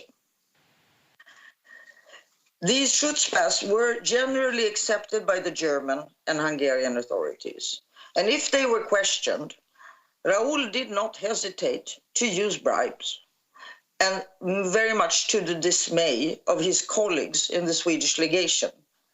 But he looked at it as it achieves the objective, it achieves results. And when they saw that it worked, they also rallied behind him. The Swedish legation in Budapest managed to negotiate with the Germans that the bearer of these Schutzpass would be treated eventually as Swedish citizens and be exempted from having to wear the yellow badge required for the Jews. Raoul also used all his contacts, notably the wife of the then Hungarian foreign minister, Mr. Chemeny, and she convinced her husband to accept them. Formally, he was allowed to issue 4,500 of them, but in fact, the triple, if not the quadruple, was issued at the very end. Raoul went on to set up Swedish houses in Budapest. In fact, 32 houses. He called them the Swedish Library and the Swedish Research Institute. And in front of them, he put an oversized Swedish flags. Some 10,000 Jews were housed in these houses. He also employed over 350 people to help him in the rescue operation. He also tried to intervene to stop the death marches and to prevent the blowing up of the Budapest ghetto. But what was key was his collaboration with other diplomats in Budapest. He collaborated with many other countries, notably the nuncio, Monsignor Angelo Rotta, the Swiss diplomat Carlo Lutz, who also issued protective passports, the Portuguese diplomat Sampaio Garrida, and Carlos de Lis Teixeira Branquinho, who rented houses and apartments to protect refugees from deportation. And they also issued safe conducts to some thousands of Jews. And the then Spanish Consul General, Giorgio Perlaschi, in fact an Italian who was posing as Spanish, and who tried to prevent the blowing up of the Budapest ghetto. That would have killed some additional 70,000 Jews. They cooperated, they collaborated, they inspired each other, and they influenced each other in carrying out these humanitarian life-saving acts. In fact, they worked as a team. Through his deeds and actions, Raoul managed to save tens of thousands of Jews in only a few months. In fact, after just some 6 months as special envoy in Budapest, Raoul was detained by the Russian troops on 17th of January 1945 during the siege of Budapest on suspicion of espionage. He subsequently disappeared. He was later reported as having died of a heart attack or maybe a cardiac arrest on 17th of July 1947 in KGB's Lubyanka prison in Moscow. The motives behind his arrest and imprisonment by the Soviet government, along with the questions surrounding his death, as well as his ties with the US intelligence, remains mysterious and are still subject to investigation. The Swedish government has relentlessly tried to ascertain the truth and the fate of Raoul Wallenberg since his arrest. The then Swedish Foreign Minister, Östen Undén, and the Swedish ambassador to Moscow, Staffan Söderblom, wrongly assumed that he had been killed. And it seems like they missed an opportunity to exchange him for a Russian defector in Sweden just after the war. The so-called Smoltsov document. Smoltsov was the head of the Lubyanka prison infirmary, states that the prisoner Wallenberg died suddenly in his cell on 17th of July, 1945. In 1989, the personal belongings of Raoul Wallenberg were actually handed back to his family. And the Russian government agreed to make an investigation into his death. And they concluded that he was executed in Lubyanka in 1947, possibly by poisoning of what is called the C2 poison. In 1991, a joint Swedish-Russian working group was set up to search through the then open Russian archives. But to no avail. Their report was published in 2001. Following this report, an official commission of inquiry was set up by the Swedish Foreign Ministry. It published its report in 2003 under the title, A Diplomatic Failure. Raoul Wallenberg was declared dead in absentia in 2016. Several books have been written about Raoul Wallenberg and his humanitarian actions. And I would recommend one of the most comprehensive ones, written by Miss Ingrid Karlberg. It's some 800 pages thick, but she has done a very thorough investigation into the Russian archives and interviews with all the people still alive that might know anything about the fate of Raoul Wallenberg. In 1981, Raoul Wallenberg became honorary citizens of the US. This was followed by Canada, Hungary, and Australia. In 1986, Israel also declared him an honorary citizen and a righteous among nations, just like Sugihara. So what are the common characteristics between our Japanese diplomat Sugihara and Mr. Raoul Wallenberg and all the other diplomats who were doing life-saving actions during Second World War II? They all believed that every individual has a responsibility to act. In fact, Raoul said, "I have no other choice." They believe that everyone has to fight racism and injustices when they see them. They were humane, they had empathy, but more importantly, they had personal courage, and they believed in taking a stand. Civil courage means to act, even if it is uncomfortable, even if it goes against your country's policies. Fourthly, they did not ask for instructions. And if they were given ones, they chose to disregard them. They had an inner compass who told them what was the right thing to do in the current circumstances. They spoke out, they denounced, they stood up for everybody's human rights, and they realized the strength of teamwork. They also believe that one individual can make a difference. It is our duty today to keep their memories alive, and therefore we welcome your event. It is our duty to bring their stories and messages to the young people and to the next generations. They should never doubt that a small group can change the course of history. In fact, we know it is the only way that has ever worked. The 27th of August, Sweden celebrates Raoul Wallenberg Day, and we pay tribute to his civil courage, his deeds, and more importantly, his fantasy. He serves as a role model for all of us. On his 100th anniversary in 2012, an exhibition about his life and his life-saving deeds were shown in over 120 countries, including the European Parliament. We also decided in 2000, the then Swedish Prime Minister Göran Persson, together with President George W. Bush and Prime Minister Tony Blair, to set up the International Holocaust Remembrance Alliance. Together, they exercised very strong international leadership. An international forum was held in Stockholm with over 50 heads of states or governments. They pledged to secure the remembrance of the Holocaust through education, research, visit to concentration camps, and to work together to counter racism and anti-Semitism.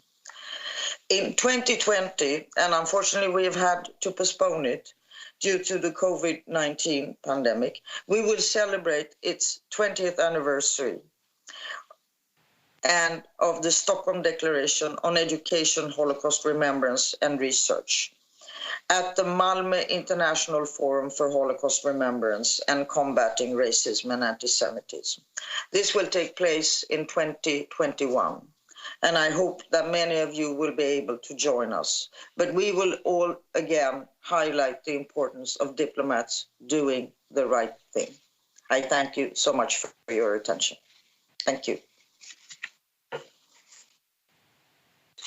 Thank you very much, Her Excellency Ulrika Sundberg, Ambassador and Special Envoy of the Swedish government. Now on to our next speaker, and we will be connecting with Spain now, I very much hope. And we are going to hear the contribution from Miguel de Lucas, Director General of Centro Sefarat Israel. Mr. Miguel, can you hear us? Yes, I can hear you. Hello, and his contribution is going to be called Spanish Diplomats During the Shoah. Go ahead, the floor is yours. Thank you. Thank you very much for inviting me to participate in this year's Sugihara and being able to share with you the role of the Spanish diplomats during the Holocaust. I want to give special thanks to the promoters of this initiative, our Lithuanian colleagues from the Ministry of Foreign Affairs, and the University Vytautas Magnus. A special thanks as well to the Ambassador of Spain in Vilnius, José María Robles Fraga. I talk to you as head of the Spanish delegation in the International Holocaust Remembrance Alliance and Director General of Centro Sefarat Israel. This institution is an initiative of the Ministry of Foreign Affairs of Spain in order to promote the links between our country and the Jewish communities around the world. One of the main areas where Centro Sefarat Israel works is precisely the Shoah remembrance. We have a network of more than 1,000 teachers around the country who had received training in this matter through Centro Sefarat Israel and Yad Vashem. When talking about Spain and the Holocaust, one of the deepest links is precisely the role of a small group of diplomats who saved thousands of Jewish lives. My purpose today is to talk to you about them, who they were, and where and how did they act. As a prior step, we have to point out that Spain had gone through a 3-year civil war, which ended only a few months before the start of the Second World War. The result of that war was a dictatorial regime which supported the German expansion, not as an active agent, but as a true ally. That's the scenario where a few Spanish diplomats decided to go one step further and not being indifferent towards human suffering. There were 18 members of the Spanish Foreign Service posted in France, Germany, Italy, Hungary, Greece, Bulgaria, and Romania. I have the honor to know many relatives of them and some survivors saved by them. Our Ministry of Foreign Affairs has developed 2 exhibitions about this matter. Visas for Freedom in 2006, the curators were Jessica San Roman and Alejandro Baer, and Beyond Duty in 2015, the curator was José Antonio Lisbona. I had the honor as well to inaugurate both of them in many occasions. When I have to tell this story, I prefer to do frequently asked questions method, as I do in schools and universities. And I'm going to follow the same way today. And the first question would be, who were they? And the answer is they were members of the Spanish Foreign Service. Most of them were career diplomats, as ambassadors, acting heads of mission, consuls, or consuls. but there were as well members of the administrative staff or local employees of the Spanish embassy. Next question, where did they act? I mentioned before the countries, but let me specify the cities. In France, they act in Paris, Bordeaux, Vichy, Saint-Étienne, and Nice. In Germany, Berlin. In Italy, Milan. In Hungary, Budapest. In Greece, in Athens and Salonika. In Bulgaria, Sofia. And in Romania, Bucharest. Important question as well is, were they coordinated in something like a salvation network? Not at all is the answer. Each one of them represented an isolated effort, and each one designed a different way to develop its task as a rescuer. Nevertheless, it is true that some of them established links with diplomats from other countries in order to develop a local cooperation. Was the Spanish government, that is to say, Franco regime, aware about what they were doing? Yes. They were disciplined civil servants, and in most cases, they reported Madrid about all their initiatives. Another question, did the Spanish government give support to their work? The answer is no. Although there are specific cases, the general scenario was as follows. The Spanish diplomat managed to give protection to some Jews, but received a message from the German authorities. If these Jews are under your protection, take them back to your country. We don't want them anymore here. That message was sent to Madrid, but there was only one answer from Madrid, silence. Therefore, the Spanish diplomat had to develop its own local instruments of protection to save Jewish lives. Was there any legal framework for this saving work? There was not. Some of them used a decree from 1924, which granted Spanish citizenship to Sephardic Jews. But the fact is that that decree was not any more valid in the 40s. Did it protect only Sephardic, that is to say, Spanish origin Jews? No. They extended the protection to many other Jews, and we can say that the majority of those who were saved had Ashkenazi origin. And the key question will be, why did they do it? Difficult to say, because many of them never talk about it. But I think that the key are the personal beliefs, which moved them to give protection to those who suffer brutal discrimination and persecution. I firmly believe they truly went beyond duty. Did they receive any recognition to their task? Here we have to analyze historical circumstances, the scenario where they live. And we see that when Franco realized that Germany was about to lose the war, he tried to get closer to the Allies. And one of the arguments was that the humanitarian work of the Spanish diplomats had been the result of official policy dictated by Madrid. That was untrue. The attitude of Franco's government had been instructions to diplomats to stay passive, limitations on the beneficiaries of the Spanish nationality, and dilatory measures regarding repatriations. Definitely, the saving work was not an official policy, but the individual effort of several diplomats that saved around 8,000 Jews. Some of these diplomats were punished, and many others continued their career in the foreign service. 5 of them received the title of Righteous Among the Nations from Yad Vashem. That's the general view of the story. But in order to illustrate all what I said, allow me please to summarize the story of just 2 cases, 2 of these Spanish diplomats, and I would like to start with Ángel Sanz Briz. Ángel Sanz Briz, who was acting head of mission to Spain in Budapest. In the summer of 1944, Ángel Sanz Briz, who was only 34 years old, was appointed chargé d'affaires in the Spanish embassy in Budapest to replace his ambassador. Shortly after starting his new position, he reported Madrid about the deportation of a great number of Hungarian Jews to the camps. Sanz Briz cooperated with Raoul Wallenberg, with the apostolic nunce Angelo Rota, with the Swiss consul Karl Lutz, and some other diplomats from neutral countries. Acting on his own initiative, he sent a letter to the Nazi governor Adolf Eichmann to make sure that SS respected the Spanish Jews. Sanz Briz gained the consent of the Hungarian authorities to enable 300 Spanish passports for individual Jews. However, he changed them to 300 family passports. And then he enlarged the number of documents, adding letters to each number. That is to say that number 1 will be number 1A, number 1B, number 1C, and exactly the same with the other number. With this technique, the number of people protected was clearly increased. Additionally, he also issued 200 letters of protection in which it was stated that the owner had relatives in Spain and was processing his exit visa. Consequently, the person in possession of such a letter was under the protection of the Embassy of Spain.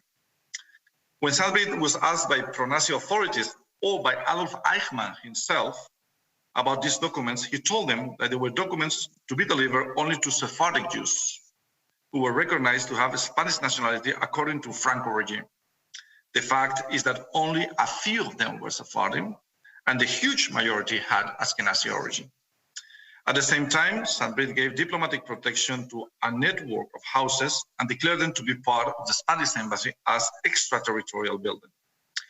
It is estimated that Ángel Sanbrid saved the lives of about 5,200 Jews. Some of them live today in Spain as members of the Jewish community in Madrid, like the case of Eva Leitman-Borrell, with whom we often organize testimony in schools. After the war, Sanbrid continued a successful career, diplomatic career, and became up to 6 times ambassador of Spain in such countries like Peru, Guatemala, Netherlands, Belgium, China, or Holy See. In 1966, he was honored Righteous Among the Nations by Yad Vashem, but the Spanish government did not allow him to receive such a distinction because there were not diplomatic relations between Spain and Israel. He is widely known in Spain as El Ángel de Budapest, the Budapest Angel, and there's a famous film about his life under the same title. But let me tell you another short story, that of José Ruiz Santaella, who was appointed attaché to the Spanish embassy in Germany, Berlin, in March 1944. He and his family live in Diedersdorf, on the outskirts of Berlin. They gave shelter to Gertrude Neumann, a Jewish woman who worked for them at home. She recommended Ruth Arn, a Jewish pediatric nurse, to take care of the family children. Santaella family accepted her and her mother as a cook. In 1988, Yad Vashem acknowledged José Ruiz Santaella and his wife as righteous among the nations. Ángel Sanbrid had saved more than 5,000 Jews. Ruiz Santaella and his wife has saved only 3, but it is more than enough because this is not a matter of quantity, but of quality. And if they had saved only 1 life, that would be enough as well. According to the Talmud, which says, he who saves a single life saves the world entire. Thank you very much. Miguel de Lucas, Director General of Centro Sefarat Israel from Spain. Thank you. Muchas gracias. Thank you. And for the closing statement, for the wrap-up for today, I would like to invite on the stage Professor Šarūnas Liekis, and he is the Dean of the Vytautas Magnus University Faculty of Political Science and Diplomacy.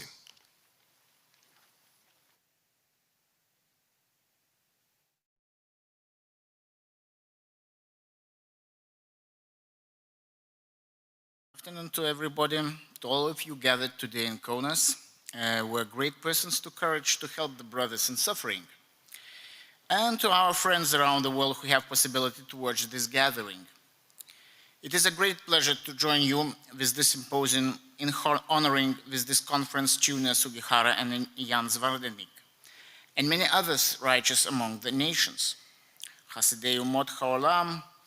And with this symposium, we hope that we can learn certain lessons. Kaunas is where son of Japan and son of Netherlands had reminded of our obligations to our human fellow beings. When Jews in Lithuania were predestined for the Soviet occupation of the country and eventually for the dangers of the Holocaust, Sugihara shielded them behind the Japanese colors. When they stood in lines for the visa for life with no chance of survival, he pulled them off for life and gave them and their children ticket for life. He followed with the assistance that gave them everything. Sugihara did all this without knowing that he gave a ticket to life and saved as many Jews as possible, and realized the lesson of his life. not simply to be a witness to man's capacity for cruelty in making people destitute, but to have the courage to choose to do all we can do to summon in ourselves our capacity for good and on behalf of our stranded brothers. This was his extreme courage in the time when the rules and following the rules were the motto of the day. He broke many rules. As he had said, "You want to know about my motivation, don't you? Well, it is the kind of sentiments anyone would have when he actually sees refugees face to face, begging with tears in the eyes.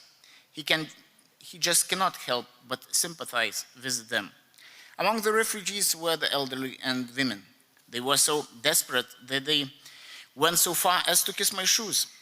Yes, I actually witnessed such scenes with my own eyes. These two men became a symbol of bravery and resolve to help destitute under threat of Holocaust. All the rest who lived before them or after were judged against the golden standard of Chiune Sugihara and Jan Zvardendik. Retrospectively looking at the crimes of Congo, Libya, Afghanistan, Chechnya, Sierra Leone, etc., everybody should judge against the standard of their behavior as well. Just recently, we observed Holocaust Remembrance Day in Lithuania, and we reaffirm our duty in the face of indifference, and let us choose compassion. In the face of intolerance, let us stand against anti-Semitism and hatred in all of its forms. In the face of oppression, let us defend universal rights of all human beings. In the face of evil, we have to refuse to be bystanders. Let us fulfill the solemn pledge, never again. And all those years we remember Chiune Sugihara, Dutch Consul Jan Zvardendik, and others as the men who earned their place forever in the righteous among the nations. In all the years to come, let us, like him, to find the same courage, if opportunity is, to do all we can do and strive as nations and individuals to be among the righteous. Thank you very much for your attention.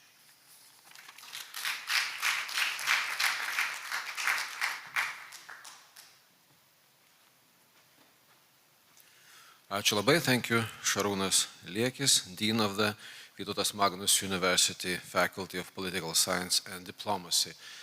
And that seems to be the end of the day for our symposium. On the behalf of Vytautas Magnus University and the Ministry of Foreign Affairs of Lithuania, I would like to thank everyone for the input and kind involvement. The light refreshments are waiting for you in the hall. You're also kindly invited to see the exhibition. Have a good day and thank you very much again.